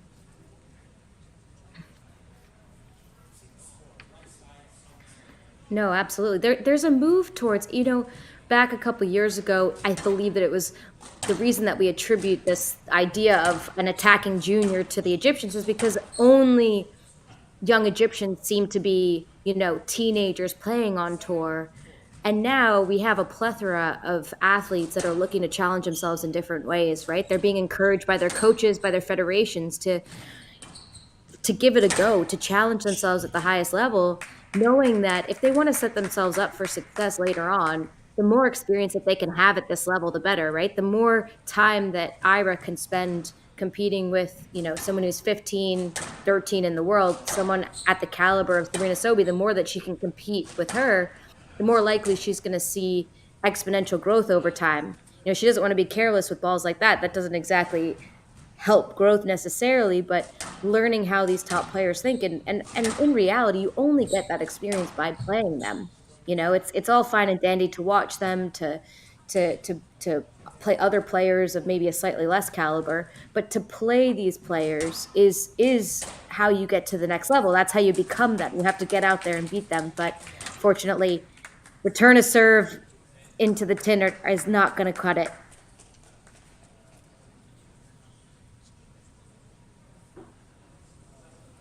Well, it was a decent start from the young Malaysian, but from about 4-all, Sabrina Sobhy upped her game and really ran away with that first. Just 7 minutes in duration, and the American leads 1-0.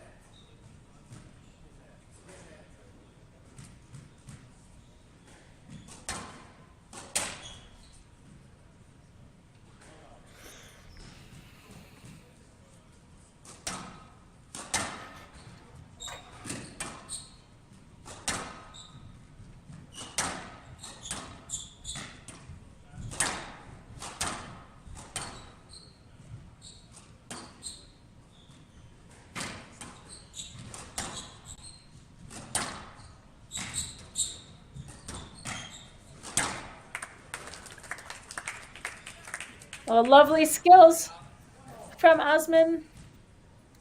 Very effective shot against a quick player like Sabrina Sobhy. I almost called her Beans, but that's too informal for this. Her nickname.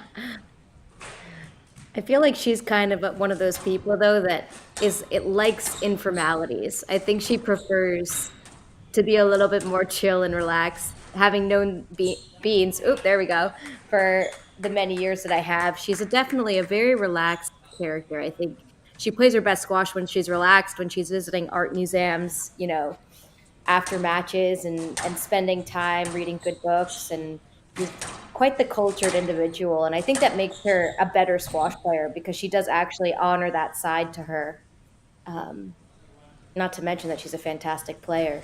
She really does have, she is really the full package, isn't she? Oh, absolutely. Ooh. And kind of as you alluded to there, it's perhaps just the mental side that's let her down in the past, perhaps leading to some of that inconsistency, and recognizing that you need to have that balance in your life is so important. So if you can figure out ways to make that happen, whether it, like you said, it's going to art museums, reading, staying off of social media, not stressing about your match for the hours and days beforehand, just be in a better headspace and not overthink things. Which is it's so much easier said than done. We, as a squash player, as a professional athlete in general, you dedicate your life to playing the sport, to trying to do it to the absolute best of your ability. And the amount of certainty you get from that is pretty much none, right? You have no guarantee of saying that you can even convert the work that you've done into wins and into results, right? So being able to source that self-validation and understanding who you are removed from the game, I think really does lead to a more fulfilled person, which I always like to say it's like happy people make successful squash players, right? The happier one is outside of the game, the better able they have that a little bit of detachment, healthy detachment from the game. And it's hard, when you're Sabrina, who's been very good for a very long time. There's a lot of expectations that get involved, that creep in there. Not to mention that she has a very high performing sister who's doing the exact same thing. Squash has been a large part of her life for, I'm sure, as long as she can remember. But it's lovely to see her finding her footing, being more confident, and finding the consistency that she so rightfully has, because she really is a fantastic player, and it's very clear that to anyone who can see that there's boatloads and boatloads of potential.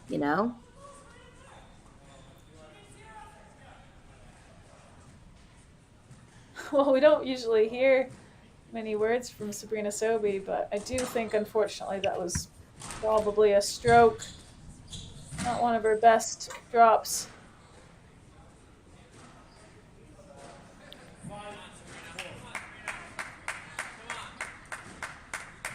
Interesting. When Osman is giving herself the opportunity and playing the rallies out, she's right there in this with Sobhy, right? She has good skills. She takes the ball in short well.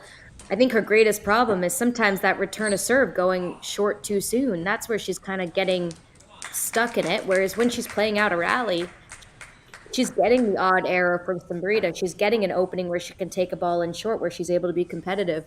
And can she rein in that tendency to want to be a little snatchy with a point?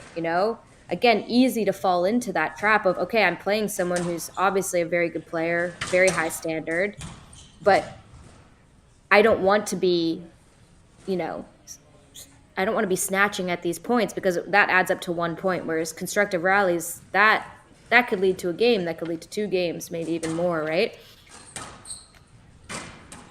Yeah, definitely wants to be looking to form a structure against Sabrina. And that gives you confidence as well. If you can execute that against a higher ranked player, someone, against top 10, then realize that sort of game is definitely, going to work against someone ranked your level or just slightly higher as well.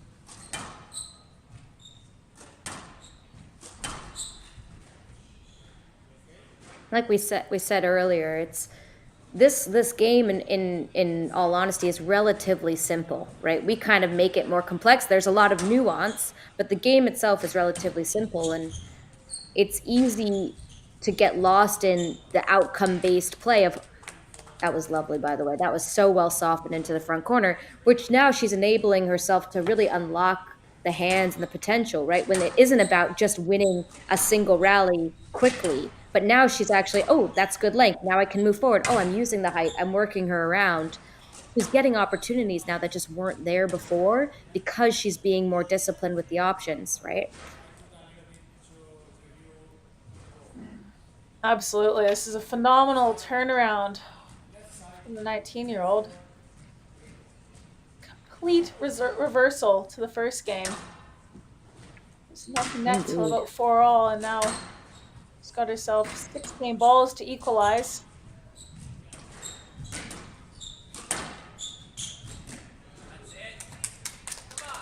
Good length.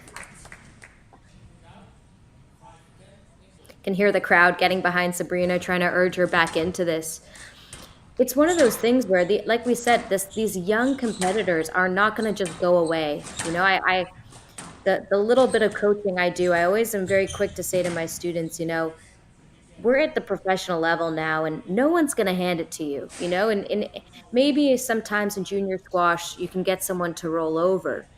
But when they sign up for an event like this, there is no rollover, right? You can't count on them to give up, and these kids are getting tougher and tougher and tougher to break.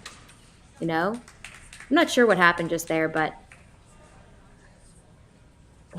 to be quite honest, I have no idea what just happened, but a bit of a weird ending there. Yeah. I was just going to say that.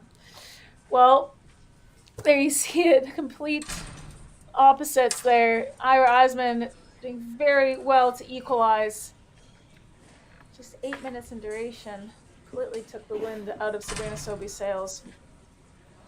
Say that 5 times fast. And now it's 1-all here.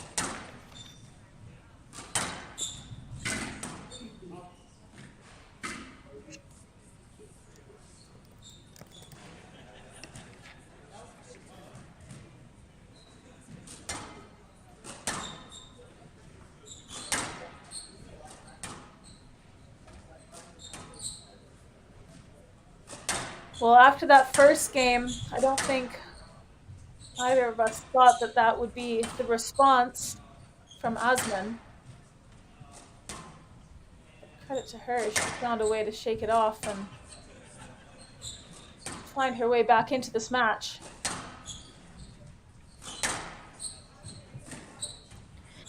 You can see she's being a little bit more deliberate with her length, just trying to avoid the volley of Sabrina Sobhy, which really is a very lethal weapon of hers. She's slowed down the pace a little bit. She's looking for a little extra height so that when she is able to attack, she's got a little more time underneath her, and it's proving to be difficult That's lovely.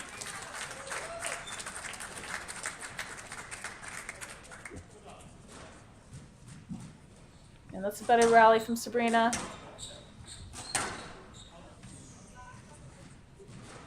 Oh dear.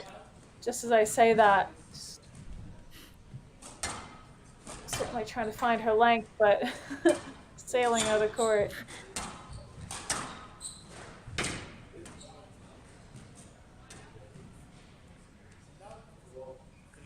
Seeing a lot of flirting with the out of court line right now.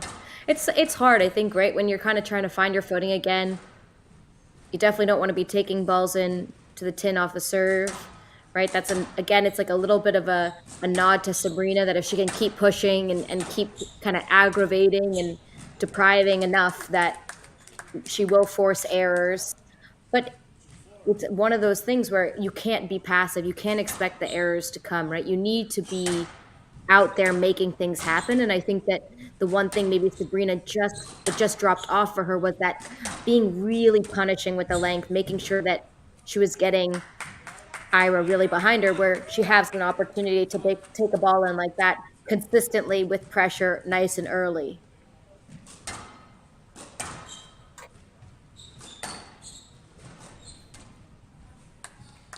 That's lovely.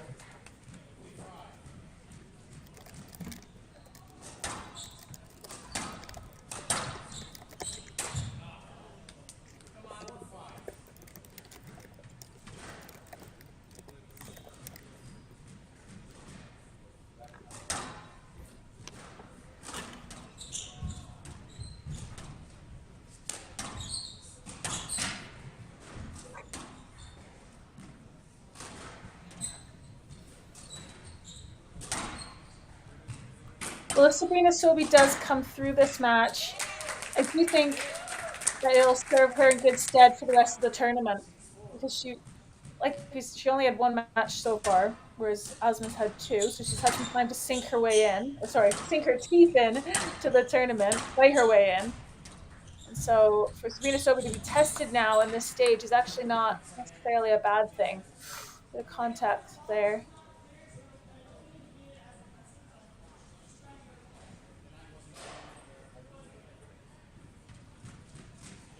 Well, Sabrina Sobhy will do her utmost to go and play the ball. She's one of the best players at doing that, but just feeling like Azman's not giving a line right now. And for that reason, there's been a bit of contact, and I think maybe she just had a knee into the calf, which can be very painful.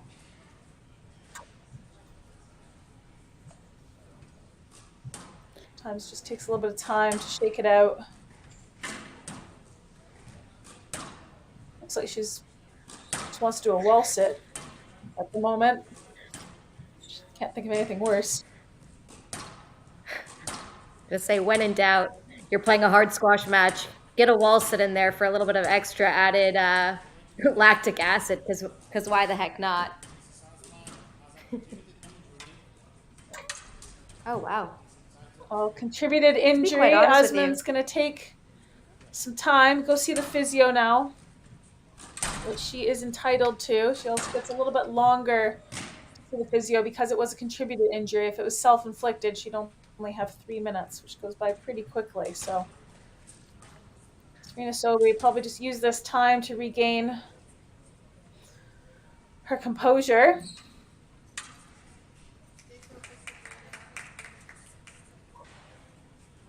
I just heard someone in the crowd say, "Stay focused, Sabrina."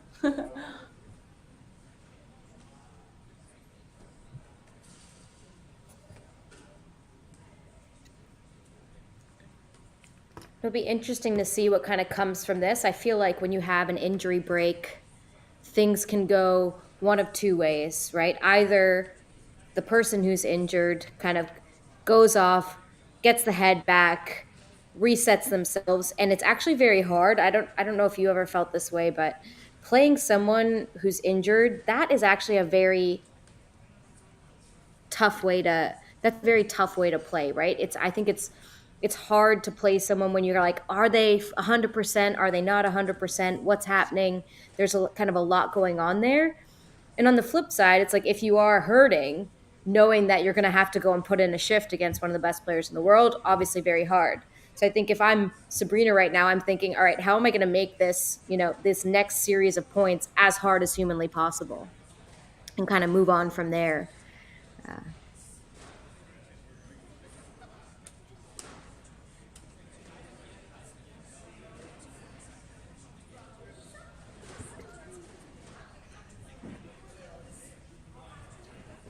Yeah, exactly. It's a tough balance between trying to expose your opponent's movement and exploit the injury, and staying true to your structure and your game plan.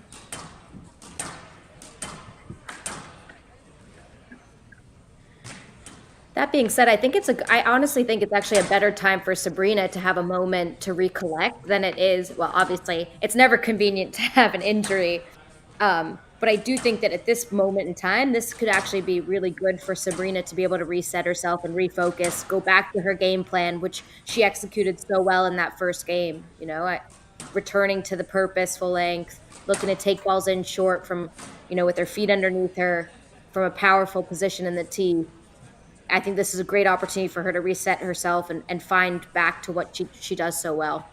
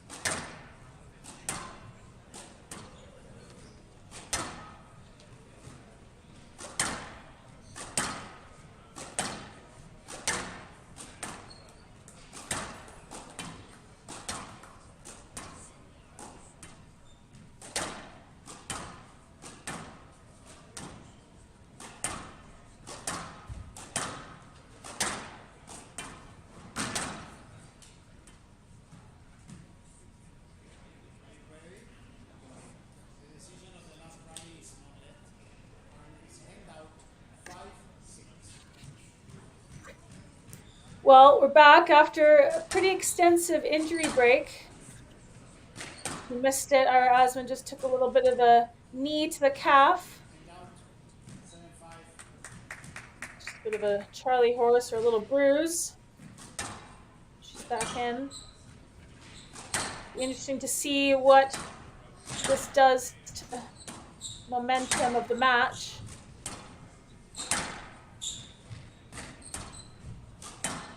So he wasn't looking all that settled out there. So I'm sure she'll be looking to see if there are any labored movements coming from the Malaysian. Certainly looking to expose that. Sobhy opted to stay on court during that injury break, which I feel was probably a good decision. Just keep the body warm. Find her accuracy and her range with her hitting. Oh, geez. Well, it's a couple times now we've seen that backcourt nick.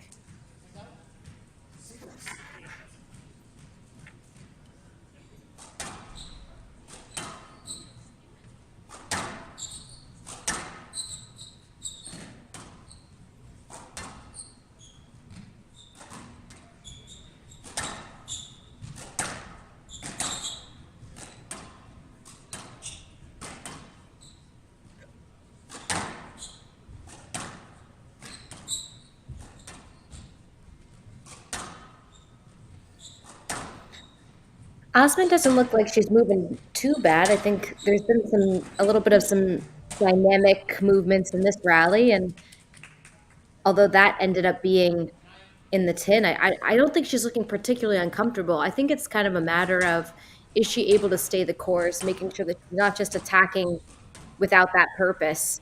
When she's attacking with purpose, she's finding a lot of joy. She's forcing an error or two from Sobhy. And I think it's just a matter of making sure that, is it the right time? Is it the right opportunity? Because when she's doing it, it is very, very effective, so long as it's at the right time, you know? She's within touching distance in this match, and you know, when you find yourself close to these top players, it is a lot of pressure on them, right? Like, no matter what people say, oh, there's, be process oriented and be in the moment, you can't deny that it's a stressful time, right? They want to be in control, they want to be in a powerful position, and you don't want to find yourself in a stressful moment, with a young gun who wants nothing more than to disrupt all your plans of a nice ride to the semifinals.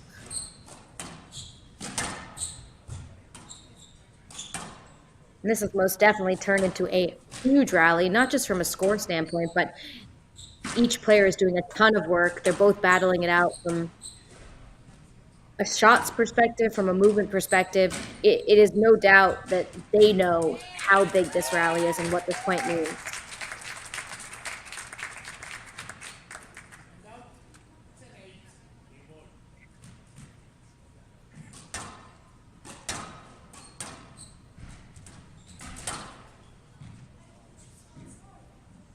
Well, Sobhy did well to go through and play that. Bit of contact, but really, nothing intentional.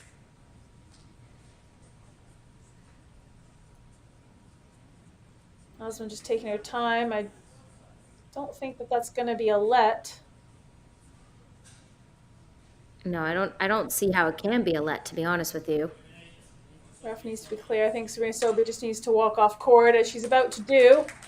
Don't want to be hanging around on the court, giving any sort of ambiguity to this decision. So a bit of an awkward ending to that game. Sabrina Sobhy manages to gather herself after an extensive injury break. That's the reason for the lengthy duration of the third game. It was not 24 minutes of play. It was about 10 to 15 minutes of an injury break. And it is Sabrina Sobhy that weathered that storm and pulls ahead with a 2-1 lead.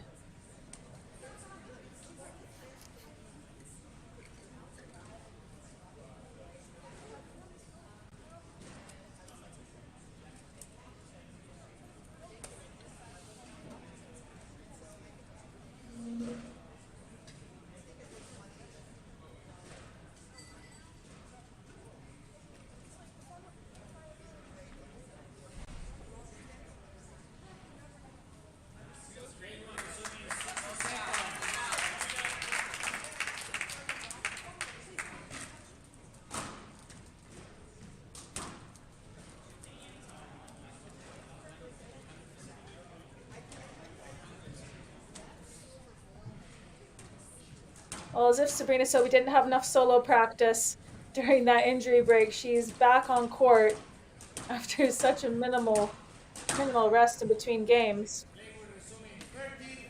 No doubt wants to crack on. It's been a pretty awkward match. Hasn't really been able to find her footing since the first game.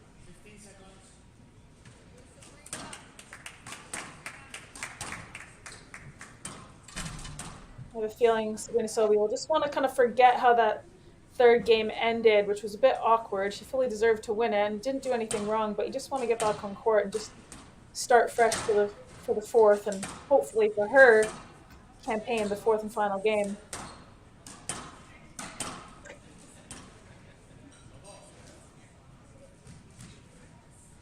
I think ultimately too, you know, when you're the number, I believe Sabrina's the number 2 seed here. When you're looking to, you know, find yourself into a final, you know, you're hoping that with every match that you play, as you said earlier in this match, they're trying to build on that confidence, build on things, right?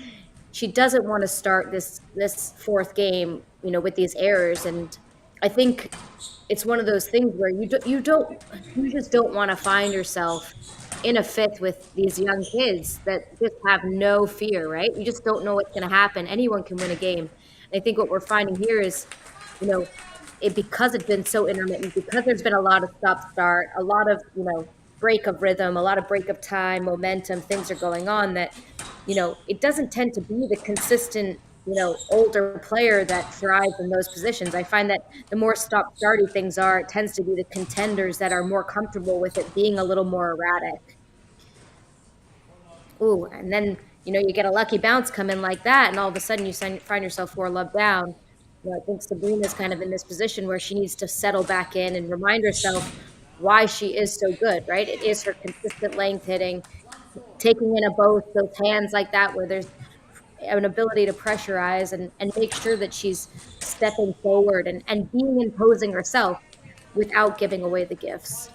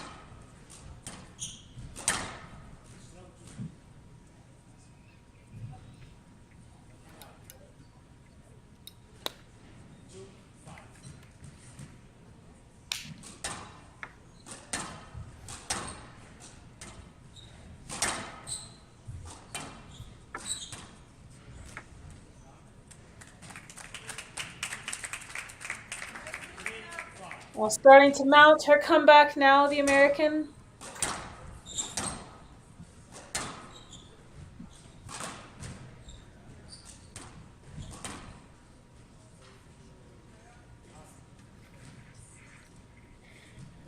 She's having a little bit of a mare here. I think it's just gone a little bit wayward.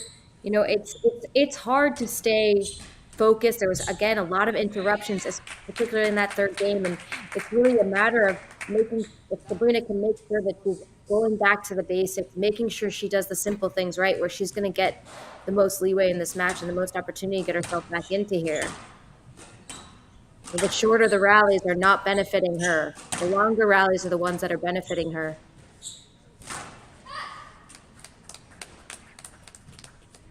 Fantastic length from Azman. She's well up for this. No signs of any lingering issues with her movement either.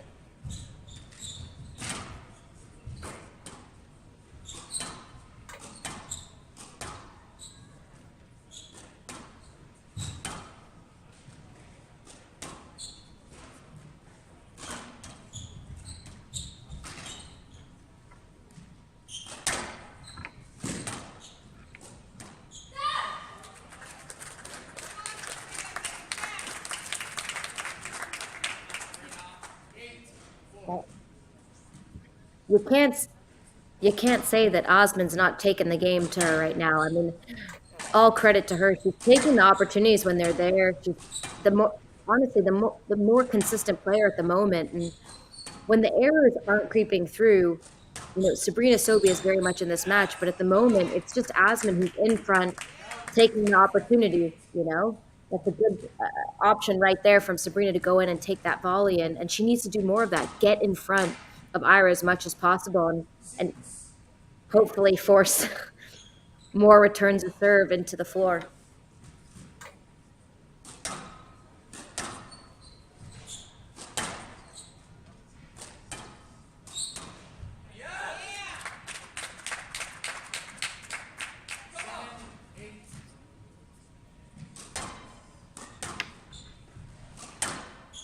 Well, I'm pretty sure that loud voice that we just heard cheering is a guy named Skylar Cunningham. So, Skylar, when you watch this back, which I'm sure you will because you're a big fan of Sabrina, her squash playing, I mean,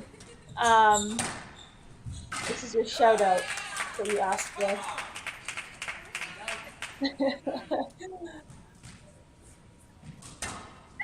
I think he's almost willing her to win. Like it's in her. It's like he's feeling it and vibing it for her. That just kind of urging her through with that energy.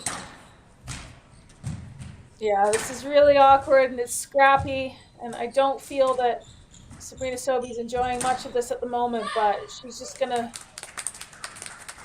have to find a way to get through.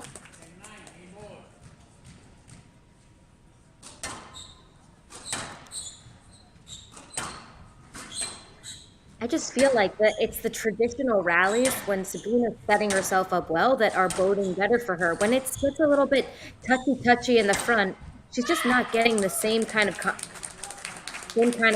on those balls. She's not taking them in well. Well, frustration from Sabrina Sobhy for sure. Playing through interference. Actually stitching herself up a little bit. We're tied at 2-2 now.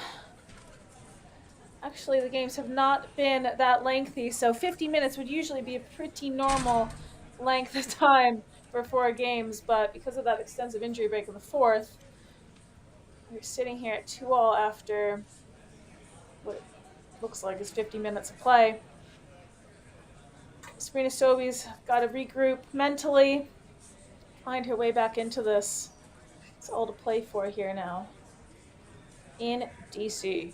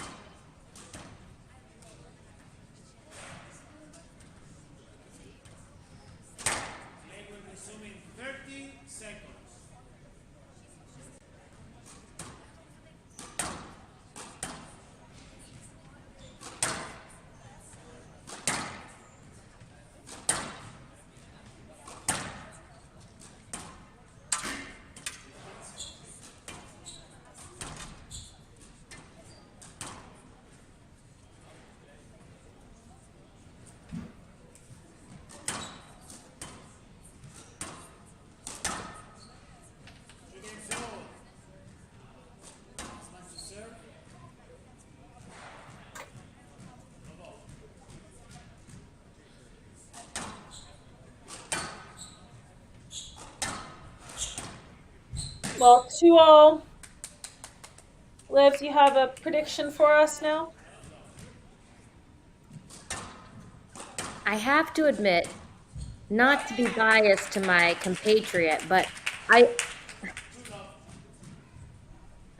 do believe that Sabrina is going to get over the line here. It's just going to be a matter of can she be consistent, take balls in with confidence, and really kind of deprive Ira, less the attacking opportunities, but actually more the opportunities for her to be confident on the ball, right? Like when she is confident taking the ball in or attacking to the back, that's when problems are arising, right?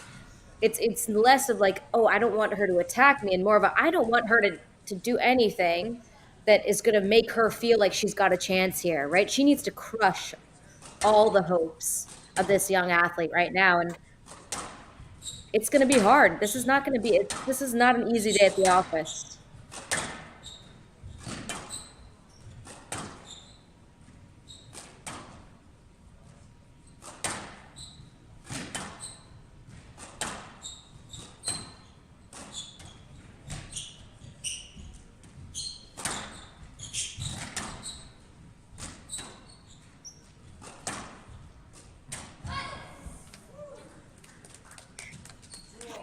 She just cannot afford those errors right now, right? Any little sniff that this young player gets, she's just going to take a mile, and certainly not a return a serve into the tin.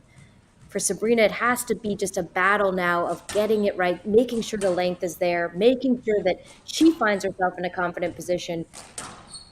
The shorter these rallies are not benefiting the American. Not at all.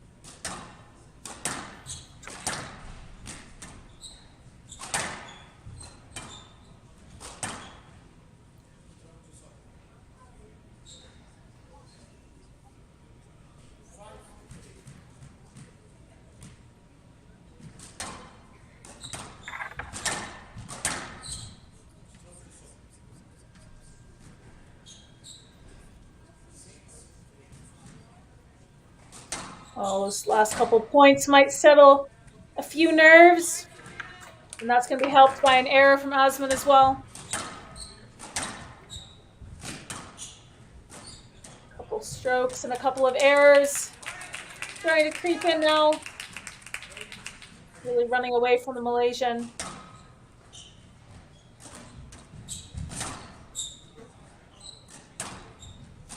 It's so easy to get kind of caught in a trap when you're young and competing well that you almost get to a point where you think you have to do something fancy, where maybe you need to try and steal the end of this match. And what's really the best part of the match for Ira has been in this building of length, being able to take a ball in short, countering well. And I think that it kind of lends a favor to, Sabrina, more established, but that doesn't maybe feel the need to kind of snatch rallies, right? Things are kind of getting a little passive from Azman now, and that's when Sabrina's really able to take advantage, get in front, take her balls in short, hit those lines.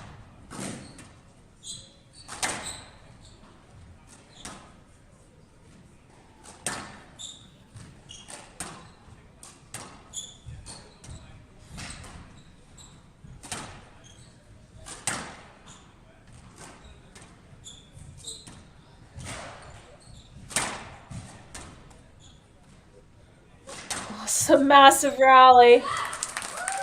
Oh, wow.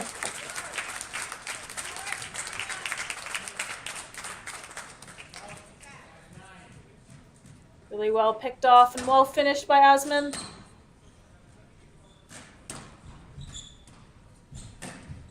Certainly not going to go down without a fight.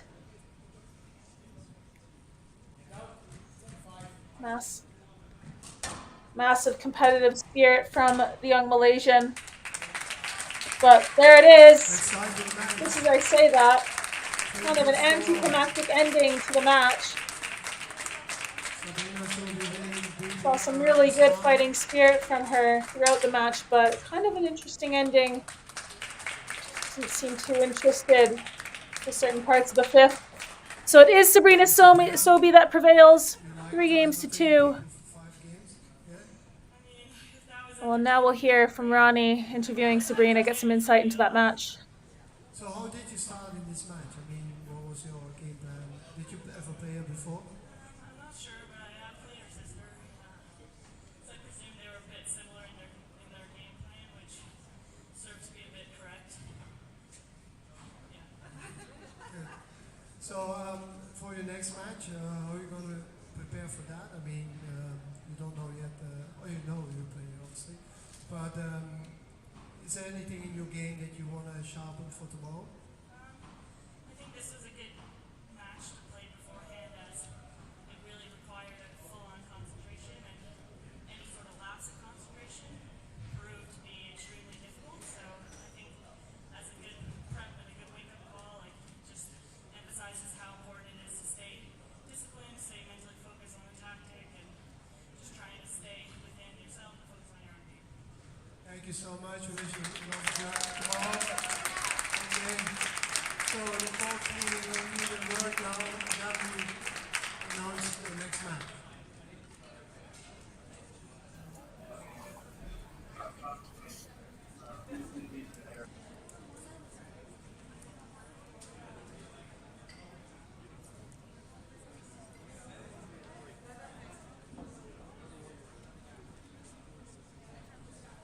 Well, it's been a great start to the quarterfinals today, and we will be finishing off the afternoon session with the match between Todd Harrity of the US against Egypt's Youssef Soliman.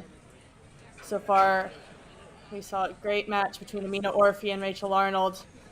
Highly contested, with Amina Orfi just staying a bit more consistent at the end. Youssef Ibrahim, slow start, but getting past Lobban. And then a very up and down match. Lots of stoppages between Sabrina Sobhy and Aira Azman, with the American getting through. And just a few minutes, and we will have the next match coming on.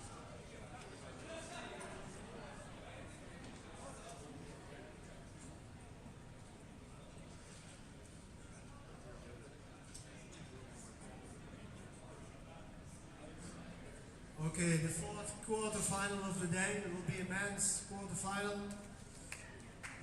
We're going to introduce you the players. Are you ready to start? The first player I want to introduce to you is from Egypt, Youssef Soliman. And his opponent for today, from the United States of America, Todd Harrity.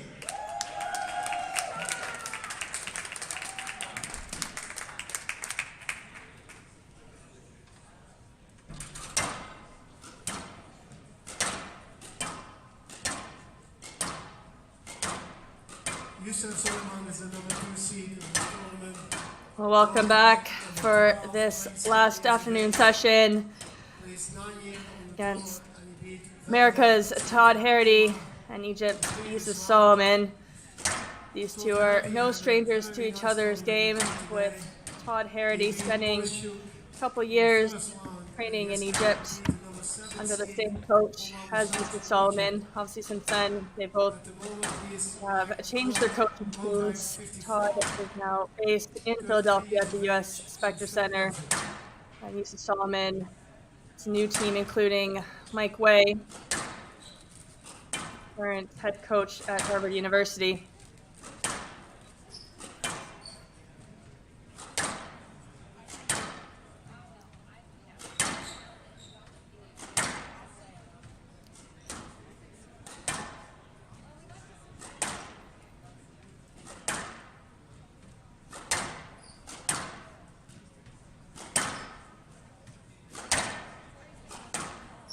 I think we'll be expecting to see a lot of power and consistent pace hitting from the Egyptian. Not super flashy in the way that he plays, but he's very effective in what he does. Very smooth mover, very athletic. And Todd Harrity has a good mix of pace, very clean lines. He's good use of height, and he is now 33 years of age, been as high as 32 in the rankings, currently sitting at 54. He has had a tough first round match, getting past Daniel Polishuk in 5 games. and then taking out Omar Mossad in 30 minutes of play. Very impressive performance.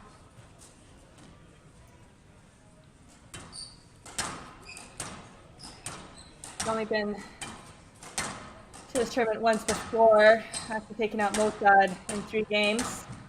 But Youssef Soliman, our number 2 seed of this tournament, 27 years of age, currently sitting at 11 in the world, looking to break into the top 10. He was a semifinalist last year, losing out to Joel Macon in 80 minutes. I'm sure he's hoping to better his performance this year. Had a very quick second round match, getting through in 33 minutes. So both players, especially Soliman, should be feeling pretty fresh coming into today. And these two, even despite training together, have never actually competed against each other on the PSA World Tour. So always a different sort of setting and situation. But joining me for this match, American and former PSA player, Olivia Klein. Hey, Danielle. How are you doing today? Great. Excited to do my first commentary with you. Guess your insights. I know, me too.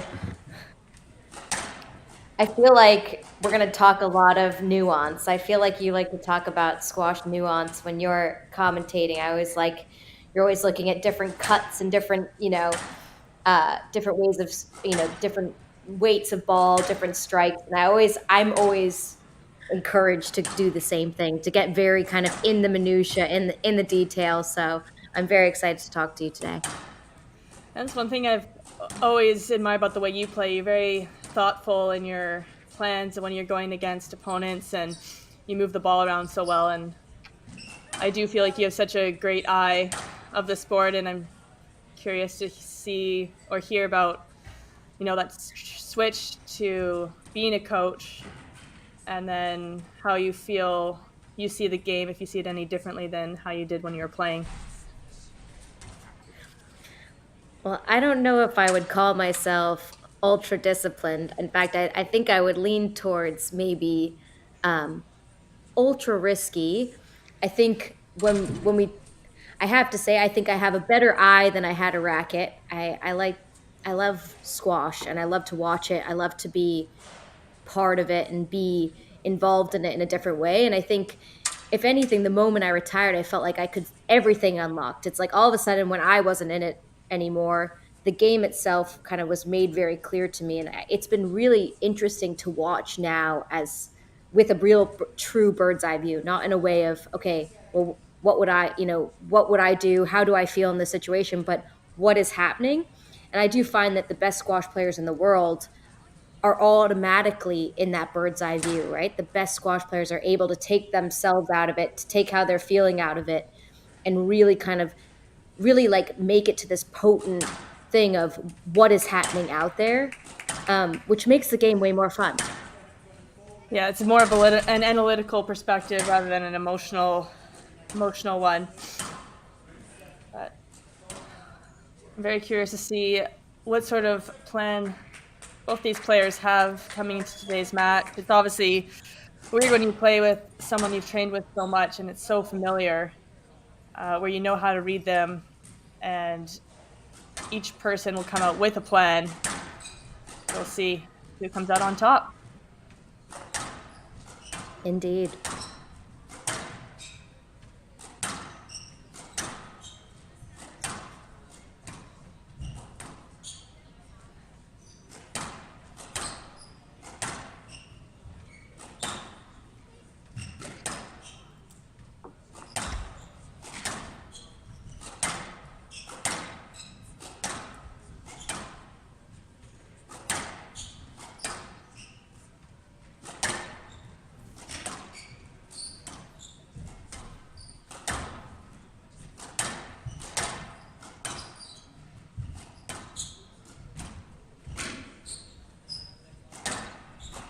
Lots of great hitting so far. Soliman's missing that cross court, opening it up for Harrity.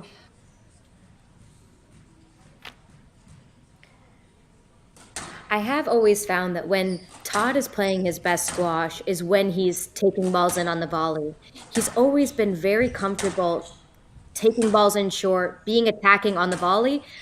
I know that when he was young, he was an incredible tennis player. And will tell you himself that he was very powerful on the volley. I don't know if that has contributed to his ability to take balls in short well above his head, but when he's consistently taking it in and with his feet underneath him, he has the ability to be one of the most skillful players on tour. He really does. Do you feel that there's times when he kind of shies away from his game or doubts himself, and that's where he tends to get into trouble when he's not taking that step forward? It's more of like a confidence or mental aspect. Totally. Or if it's done in I don't want to say desperate because I think it kind of talks about more of an outcome based force, but I think in general, every athlete and every squash player has moments of desperation where they feel like they need to make something happen, right? Instead of the rally unfolding, instead of letting things happen so that they are given the opportunity that they truly want, there's this idea of trying to force it to happen. And I think that that's maybe a trap that anyone can get caught into, and that's sometimes where Todd gets caught. But here you can see he's comfortable taking this volley in. I mean, that's fantastic play. Fantastic play.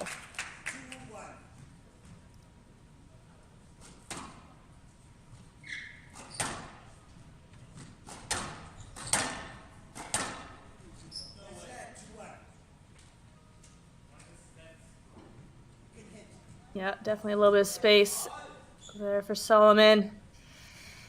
Fortunate for Todd, he cleared out of the way. Got the best quality of shot.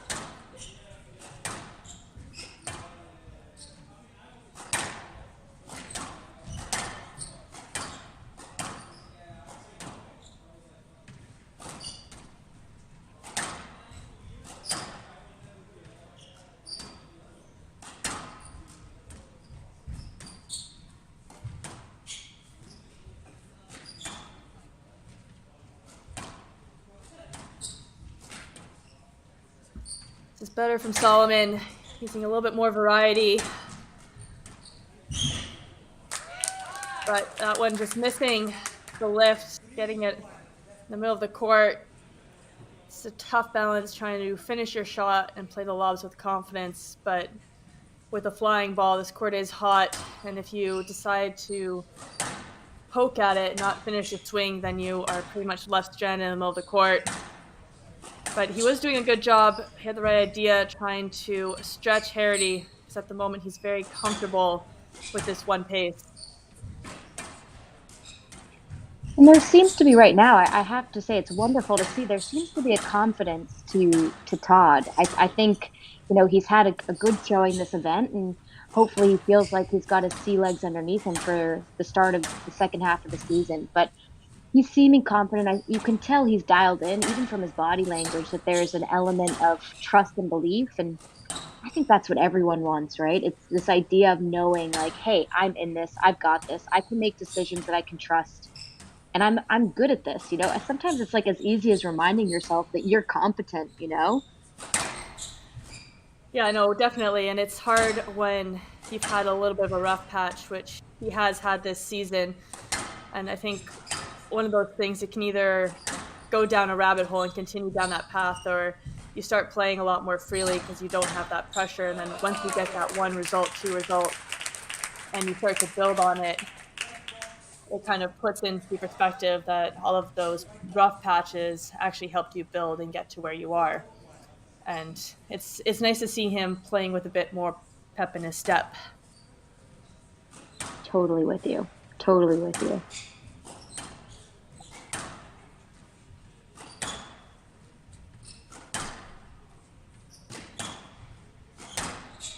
I don't think there's a lot of things that most players can't do, right? I think when we look at these top athletes, everyone has great movement. Everyone has lovely short game. Everyone has the ability to be deceptive, to go in and counter with accuracy, to hit tight off a tight ball. And it really is one of those things where it comes down to the play of the moment in that snapshot in time. Are you making decisions with confidence? Are you able to be assertive without being overbearing? Are you able to be, you know, adaptable without being judgmental, right? And it's really is a fine line. It's such a fine line. And it's just that consistency. And I do feel that's one thing that Youssef Soliman is really strong at. We rarely see him have a very poor performance. He's very steady in the way that he plays, and I think even now, being down 4-1 in this first game, he's never really looked panicked. He just has kept trying to find solutions, extend it, at one point using height, and then the last few guys twisting and turning Harrity a little bit more. And it's impressive that he's just able to find solutions and move on with it.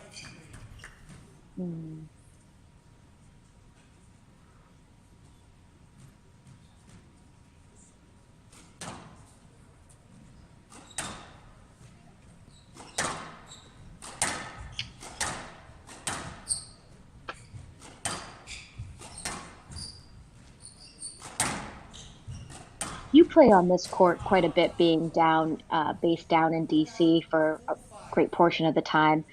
Do you find that, you know, I always think when you think of a glass court that I think more of not an attritional length, but like a very weighted length kind of ends up being a better shot where the front wall takes a lot of the sting out of it and it kind of enables you to soften it into the sidewall, use that grip. And I'm not quite sure. I don't know what the right length is to hit on this court. I feel like it's fast off the front wall. Do you feel like you're supposed to hit it harder, a little more cut? What's your kind of thoughts on that? Well, I find it interesting because normally when I'm practicing, the club's a lot quieter. And so I feel like it is more like a traditional glass court in that you can hit that high length and it'll still go through and have that kind of dying effect. Whereas right now with people in the crowd, it's a lot livelier. And obviously being in winter, you have the heating system on. So it is coming off that front wall a lot quicker. And I even noticed in my match, going from playing on it all the time and having a feel for it, it was flying off the front wall. And it definitely took me by surprise because it's a court that I felt I'm normally comfortable on. And then suddenly I wasn't. So I do feel like the environment of the tournament is also having an impact on the court. But I guess compared to other glass courts, the nice thing is the light coming from above isn't as bright. You sometimes can be on those courts, and then lobs are really effective because it almost blinds your opponent, and it's hard to gauge the depth or the width. But this one, I do feel like it's good visibility when you're on it, and it plays pretty true in general.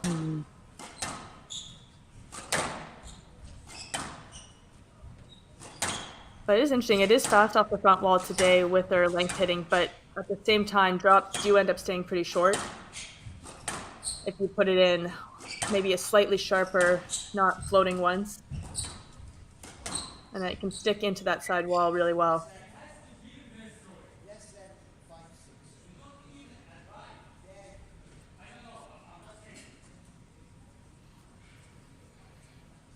I feel like Youssef isn't usually a really vocal person. I feel like he kind of stays pretty quiet and collected, but I think maybe he's a little taken aback by Todd's confidence and his attacking play. I mean, I think Todd's playing very confident, accurate squash here, and it definitely can be perturbing when you have an opponent where you're like, holy, like, he's not doing much wrong at all.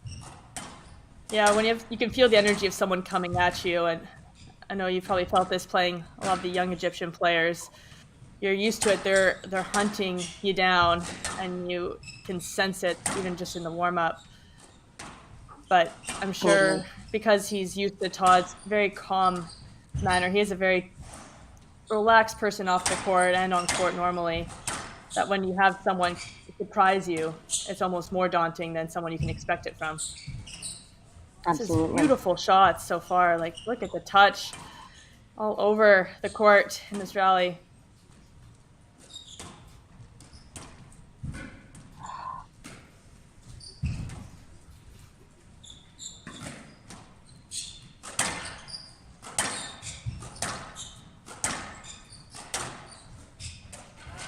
Oh, and he missed it.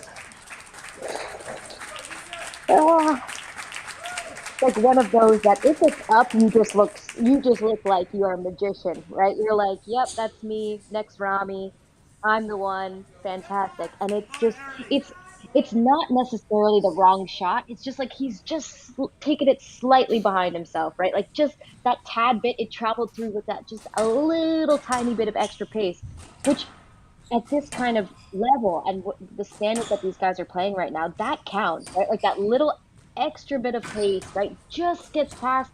It takes an opportunity that where Todd's feeling confident taking the ball in, and all of a sudden he's not. Yeah, I completely agree. And he hasn't been missing, except now I think he's just starting to over attack, going short a bit too soon. And you can see Solomon's using his movement. And rather than hitting out like he was at the start, he's starting to counter and putting that pressure back on Harrity, using his attacks against him.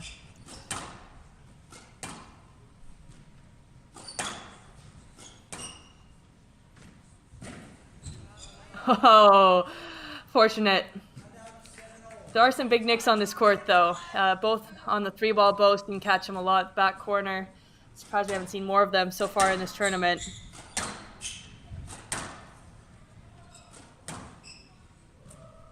I was actually thinking earlier, Maz and Hesham would absolutely love this court for that reason. Both after both after both after both.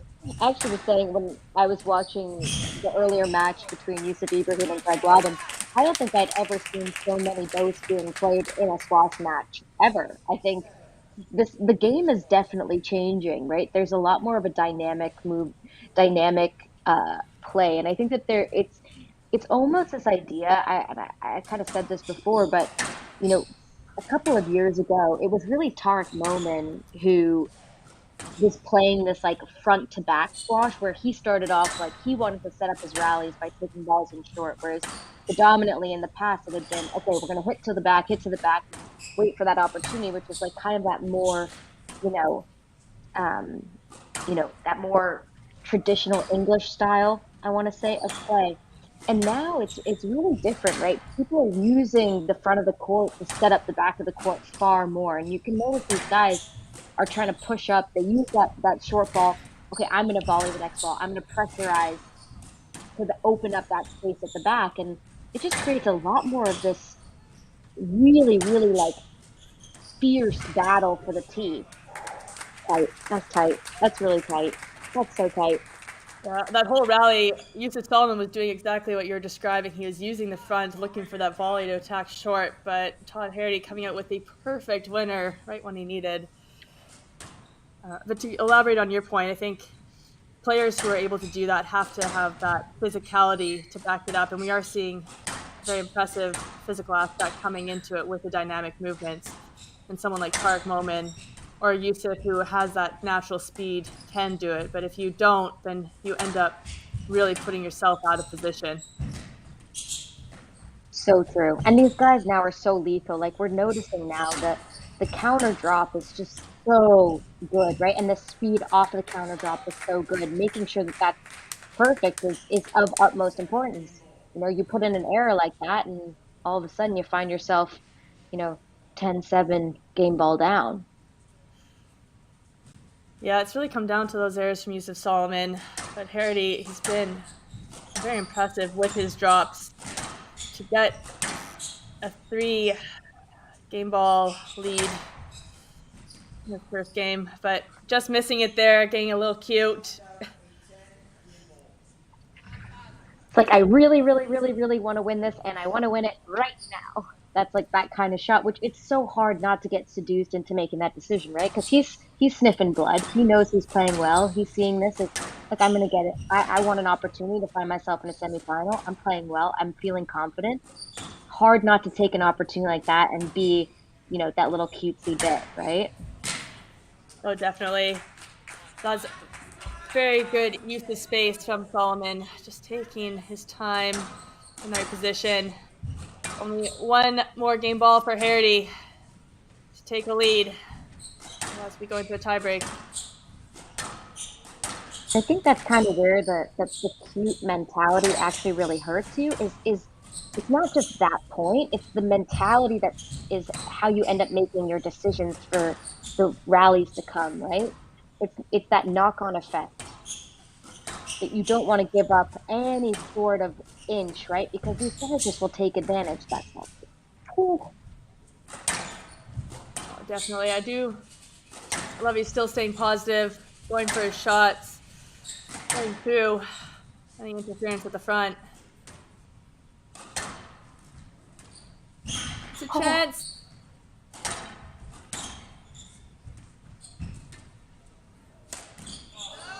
Oh no. Oh no! Such a good rally. You can't tell me that those guys aren't breathing something fierce right now. Wow, wow, wow. Wow. And these are the kind of rallies that are going to suit Soliman, right? Because as we said before, he's steady. I get the feeling he feels very confident that if he can just tick along, make the right decisions, make the court big, that he believes that that will be enough to get the job done. But then again, you get into a position, you're like, ooh, maybe actually that rally was really hard. I'd like a nice little point here. And you find yourself again another game ball down. A couple mistakes from that front right corner on the counter drop.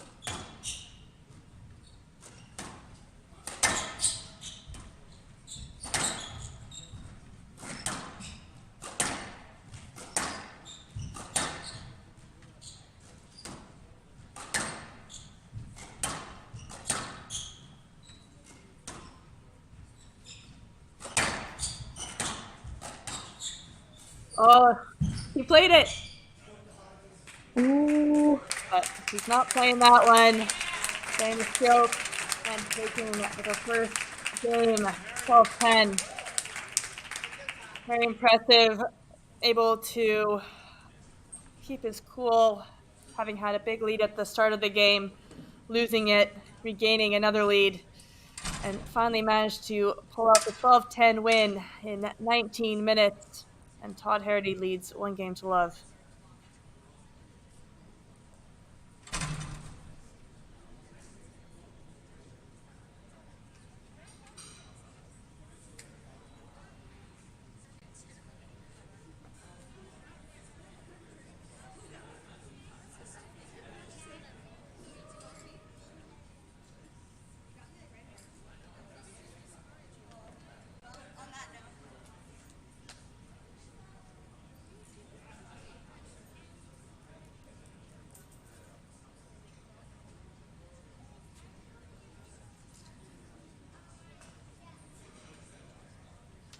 They will resume in 60 seconds.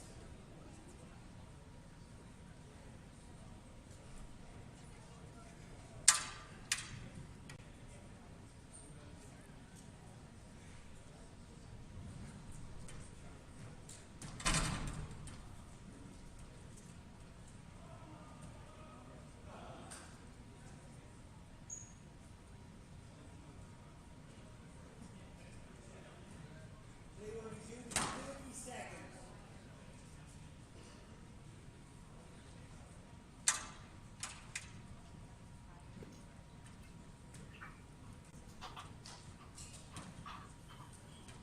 It'll be interesting to see who comes out stronger in the second game. Youssef Soliman, despite losing the first game, was first on court with about 60 seconds left in between games.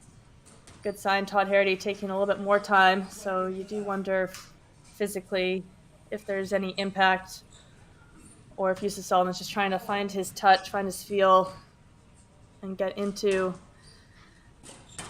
this game.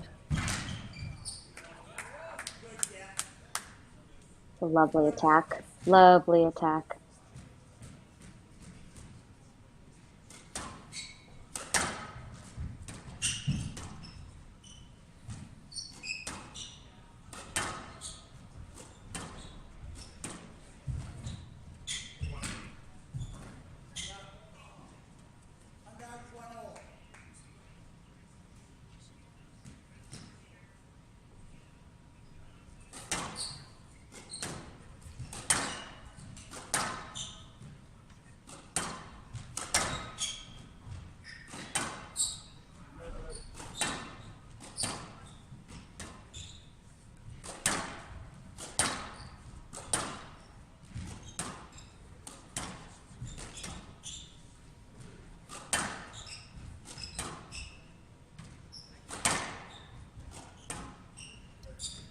Well, some tough movements from Harrity so far. So really reaching, having to use his back. A couple of these lengths, just getting behind him. Yeah, that definitely looked a little bit labored. Just go. I mean, that it's a labored movement. I feel like no matter how good you're feeling, when someone is able to execute that ball where that cross court's kind of fading around you, right? It's not just like fading towards the back. That one's almost actually not as bad as when you have to go back on yourself and really kind of squeeze around. But it's looking a little more like Todd is starting to feel the last couple of rounds. And that last game was very, very, it was a movement based. There was a lot going on. And he's going to try and do his best, I think, to mitigate any hard movements he makes by attacking as much as possible with accuracy, and that is his strength as well. But there's a fine line. You can't afford to be hitting more errors than he is converting those to winners, right? I like what he's doing. He's using a bit more height. Again, going for some wild drops. That one was perfect, but Soliman anticipated it very well. But just to buy himself a bit more time, and already on the hip. Not a good sign at the start of a second game.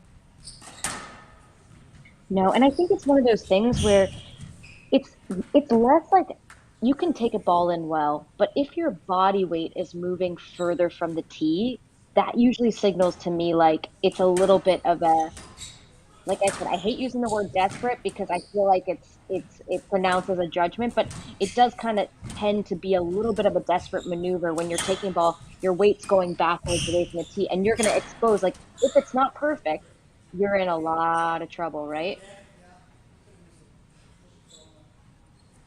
Well, Todd pretty happy not to get hit by the ball there. Slightly dangerous shot, but Soliman apologizing.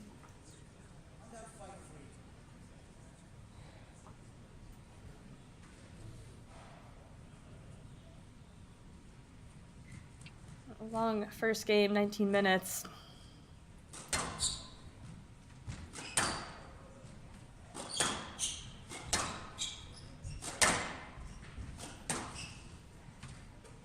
I almost feel like in the past couple of years, we've seen a little bit of a flip where, I used to hear a lot that, oh, well, the women's game was a little bit more attacking in the sense of like people would hit drop shots for winners. They'd be trying to end the rally. And maybe the matches ended up being shorter because of that. And that, oh, well, the men kind of played this more attritional game. Their rallies lasted longer, but less from because there were necessarily so much happening, but more from this aspect of, okay, there was more length hitting. And I think that we're actually seeing a little bit of this flip where the guys are becoming more attacking. They're taking balls in short, and it is exposing more. Things are happening a little quicker. So when you do have a longer game, but with that same attacking style, that is really, really physical, right?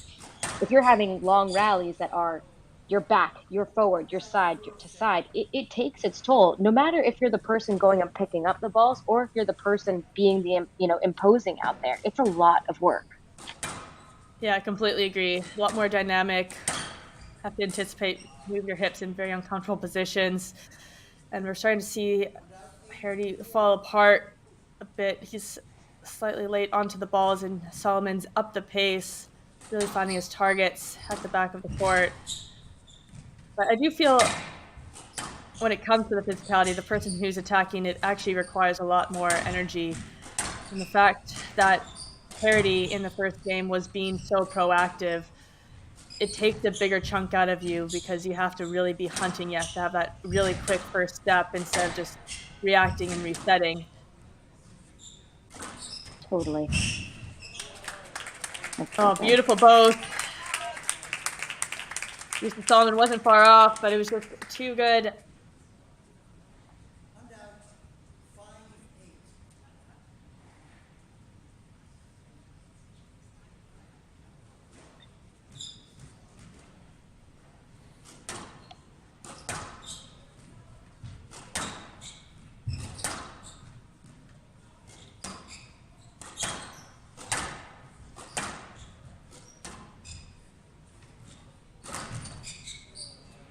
That's nice. Oh, that's a taxi. Wow. Wow. Very good I awareness. tell you, it's been a feast of boasts. It's been an absolute feast of boasts all day. I'm just more and more impressed with the quality of the boasts and how that's like now the go-to, finishing shot. You can hit it from the back with that tight little, two wall. The trickle is, I mean, probably been favorited by Noor Al Sherbini in the front backhand corner since she started kicking everyone's butt back in the day. But it really is very interesting to see how the angles are changing, right? I would definitely agree with that. And these two are using all of the angles, just missing that lift. But fortunate for Harrity, saving one game ball. 4 more to go. 4 more chances for Youssef Soliman to even it out.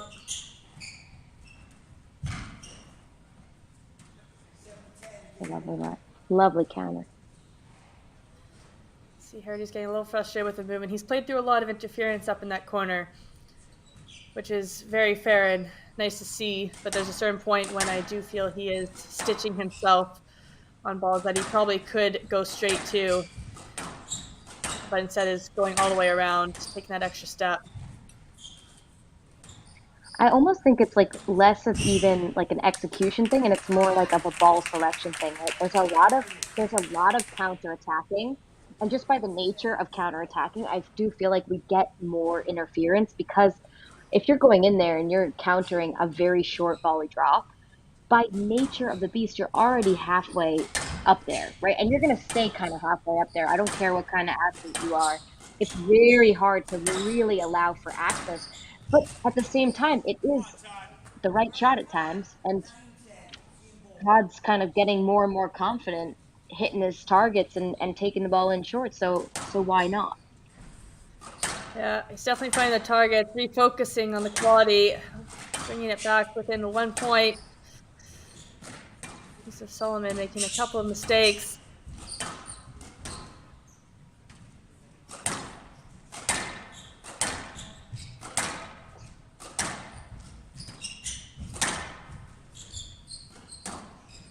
Very good awareness from Soliman. Harrity moving his tee up, hunting for that volley.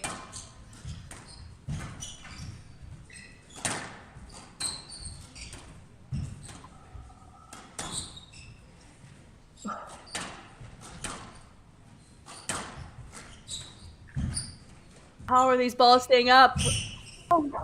Oh, Oh, what a rally. What a rally. What a rally. Well, I'm entertained. Same. That was impressive. Wow, what a good end to that second game. 10 minutes of play, 11-9, 1 game apiece, and we have a very exciting match on our hands.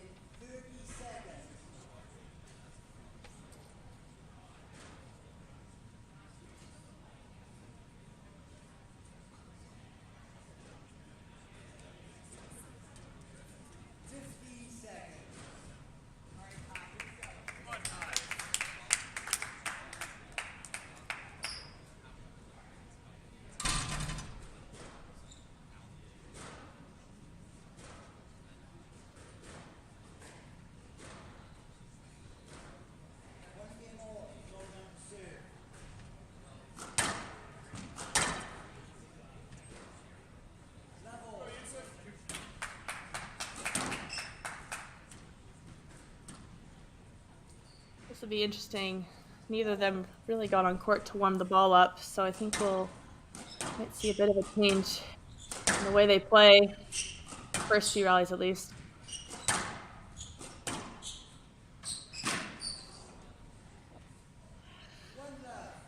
There you go. Basketball, Nick. There you go. Danielle's like, where are all of the random Nicks? There we go. There's one for you.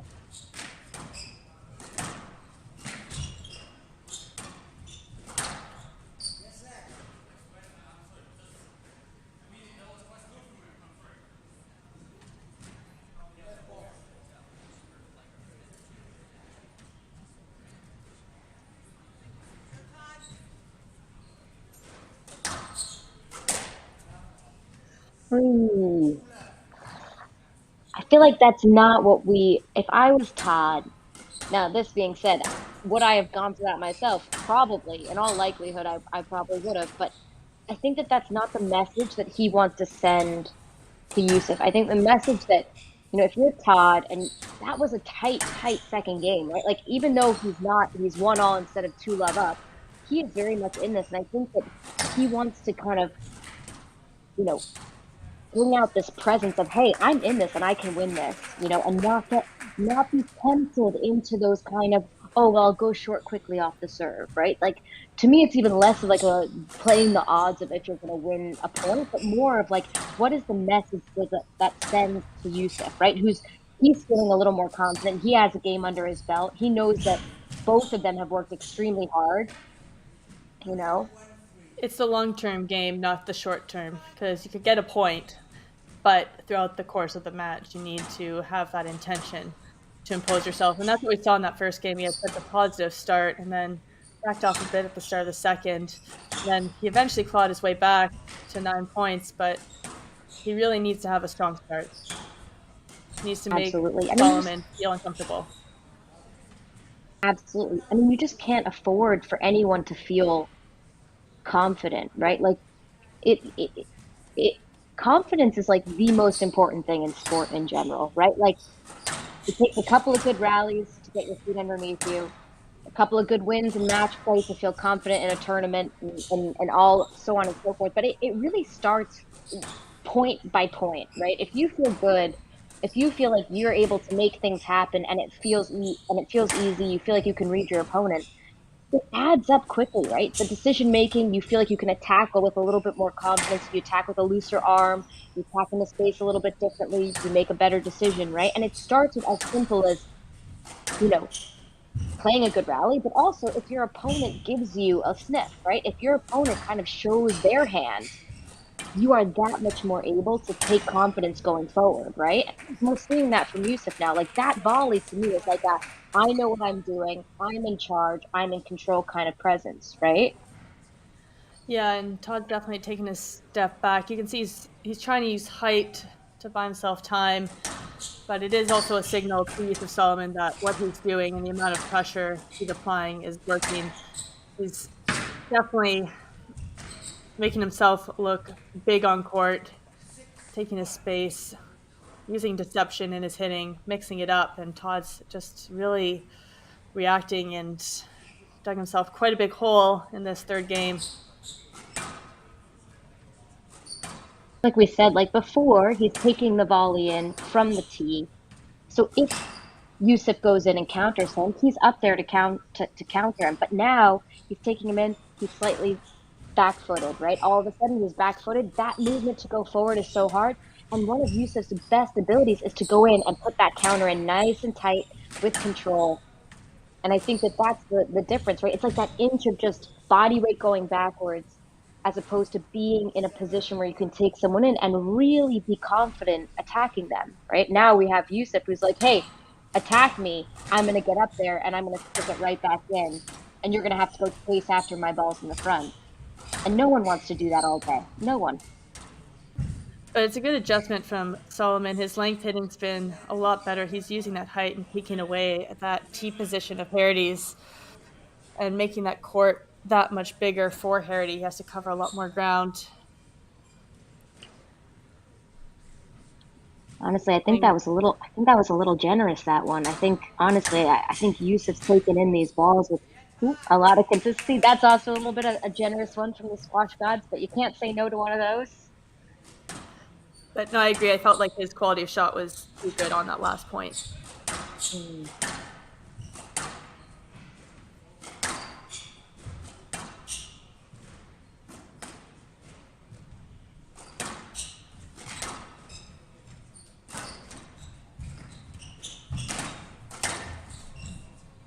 Yeah, the counters works well for Todd. Just saying enough time to get underneath it instead of having to lift.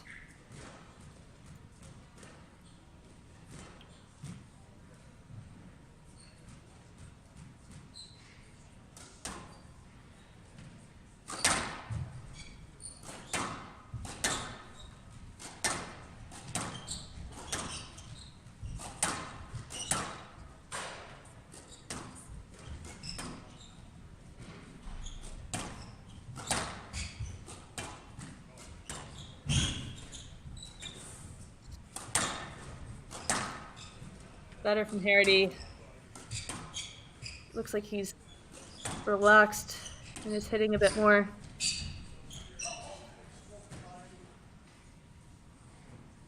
Yeah, he's just like that inch more deprivational, right? Like the height is just that extra inch higher.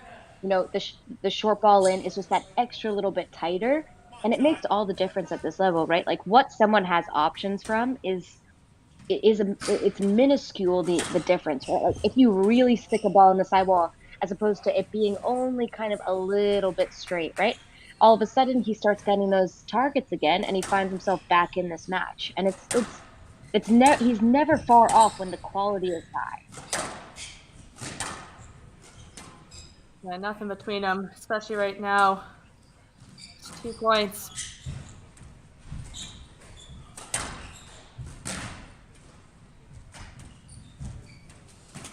It's hard.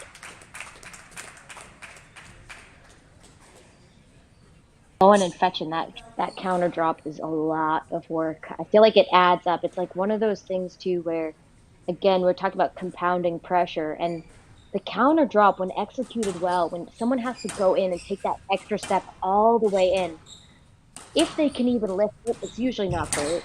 If they counter it, their opponent's right there. It's one of those things where it's kind of like a putt, like that motion of like you're being just squeeze from there. And I feel like Soliman is particularly lethal on that counter drop.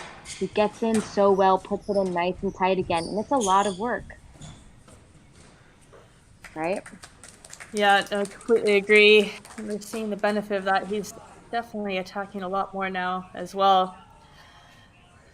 Kind of regaining that big lead he started with.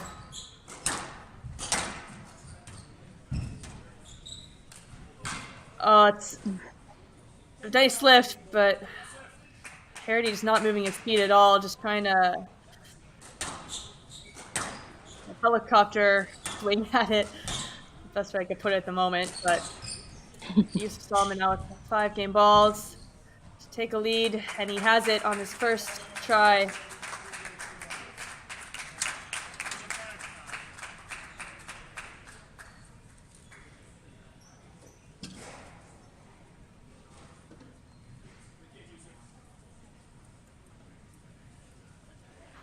Well, game's getting slightly shorter as we go. 5 minutes of play, 11-5. Youssef Solomon commanding that third game to take a 2-1 lead.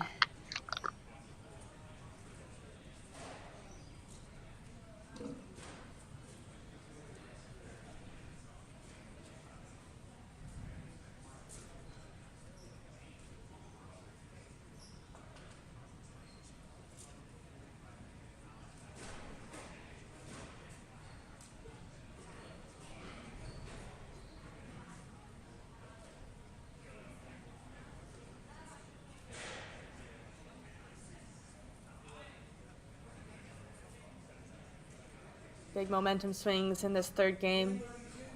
Solomon taking a very strong start. Harrity getting 4 points in a row, but Credit to Soliman, who just regained focus, kept his composure, and possibly looking physically fresher than his American opponent.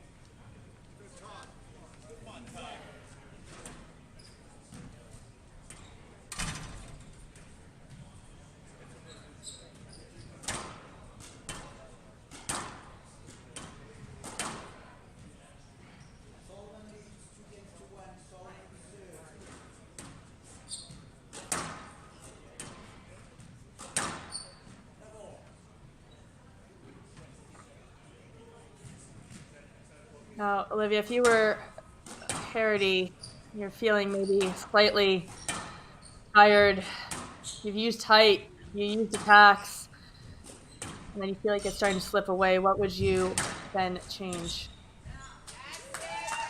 I think honestly, it's going back to this idea of giving my opponent nothing. I mean, it's so much easier said than done, but there can be no short ball taken in. So I think that the mindset has to be, if I'm going to take this ball in, I need my feet completely underneath me because I need to be ready to go in and get that ball back off the counter, right? I think most of the rallies that were lost for Todd there was he didn't take the ball in poorly. It's not that. It's more of this idea of like, I have to go in. I need to be ready to go in again and play powerfully from that position. Know that it's going to go back. The ball's going to come back. I need to be dynamically back in there and back out, right? I think there's just a little bit more of a focus on the quality of shot, something like that. If I'm going to take it in, I want my feet underneath me. I don't want my body weight going backwards. I want to keep my body weight going forwards. It's little things like that they're they're energy suckers, but at the same time they're not, right? And then knowing that sometimes your opponent's going to come in and hit nicks, but that to hit 11 of those is very hard if you make it very hard, right? Yeah, I agree. It's not being too impatient, just putting it in there for no reason and having purpose. And then again, also serving well, pretty much terrible serve, which let you just get an easy point on the board. You've just done all of this good work. And then because of that one rally, just mentally letting off and letting Youssef get that confidence back in. It's really an interesting thing because I feel like Todd hasn't really done that much wrong here. It's not like, okay, you can say, oh, well, that was really, it's like everything's actually all right, but how stingy can you be? How disciplined with what you're doing can you be in the sense of like the standard that you hold yourself to, right?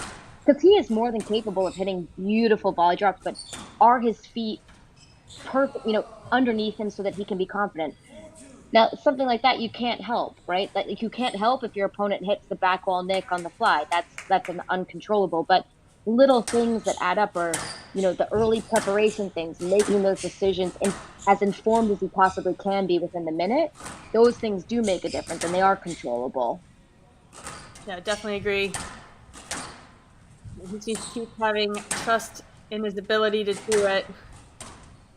You're playing against someone who is very physically impressive, having that trust in your own ability. So far, right now, Soliman's looking pretty fresh. He's pretty happy to rally over and over again. And for Harrity, he just needs to believe that he can do it too. And keep hitting those amazing drops that we've been seeing from him. It's been really impressive squash from the American. And like we said, like being the attacker is hard work, right? Like Youssef is working too. And just because he looks a certain way doesn't mean he feels completely, coming up like daisies here, right? He's working and he needs to work for this. And I think if Todd can also remind himself that like, yeah, he might be feeling a little bit of fatigue, but so is Youssef, and take that with him. Like, hey, I'm still in this. And if I don't make this easy and give away cheap strokes, then this is very doable for me. This is not insurmountable.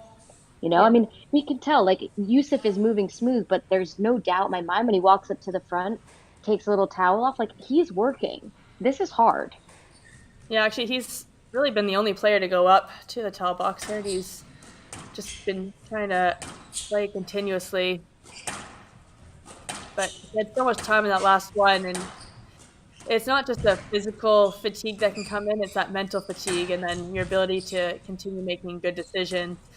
And I do feel that's the first thing to go, because even if your legs are going to be able to keep working, it's your mind and making those quick choices. And on that one, he had so much time and just almost overthought it without thinking about where on the front wall he needed to aim for and hit that target. And it's all really adding up now. You were like to the ball, yeah.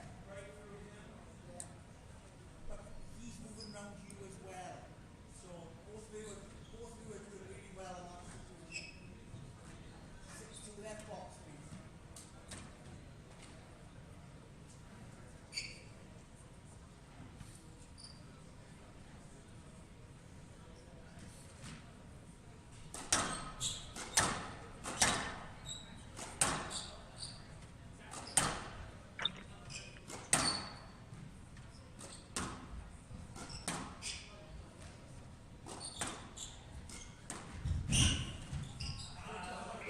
That's a good counter.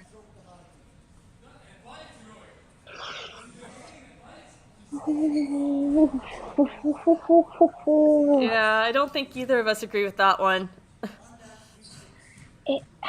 I mean, I get it. Like, I think Todd read it.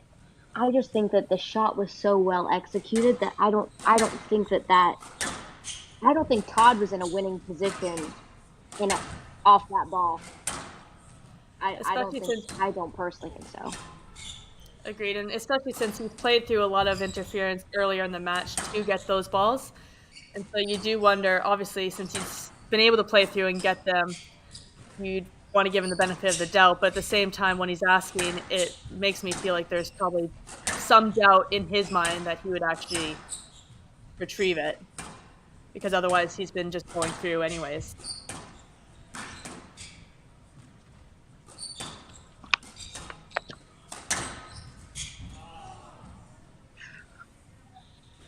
Oh, just a little casual with the footwork, you know? It's just like a little bit passive. It's like instead of taking that extra step to get himself into position, it's just a little reachy, and it's hard, right? Like we're saying that he's done a lot of work this week, and certainly a lot of work in this match. It's just things. Well, starting to punish the movement of Soliman with Harrity starting to call those lets, which I felt it was really important for him to start doing in the third game, especially in the second. So he's getting the reward of it now in this fourth game, but you get the sense it's a little too late, a little desperate.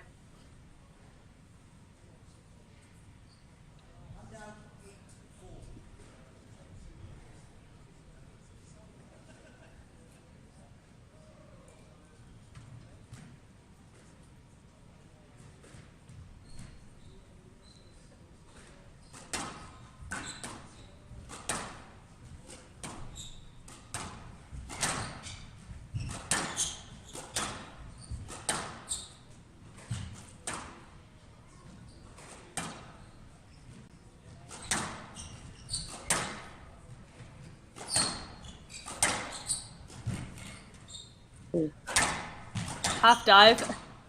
Thinking about back up.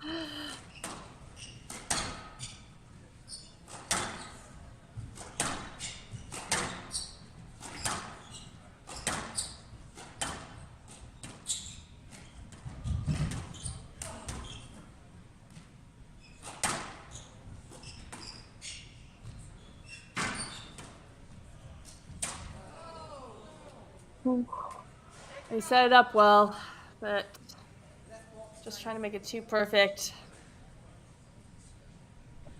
Well, I think that's what happens when you're. I think that's what happens when you're playing an opponent that's picking up so many balls, right? It's like just knowing that it kind of has to be inch perfect gives off this idea that, well, now I really have to make it perfect, and then that's when the errors tend to creep in. Saw a lot of perfect shots from Harrity at the start.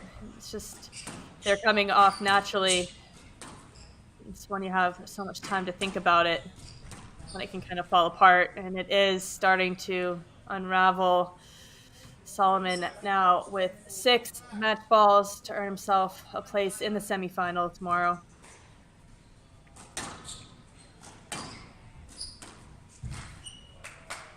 And it just takes one. The Egyptian Great finding his performance way from back these two to the first game great players. deficit.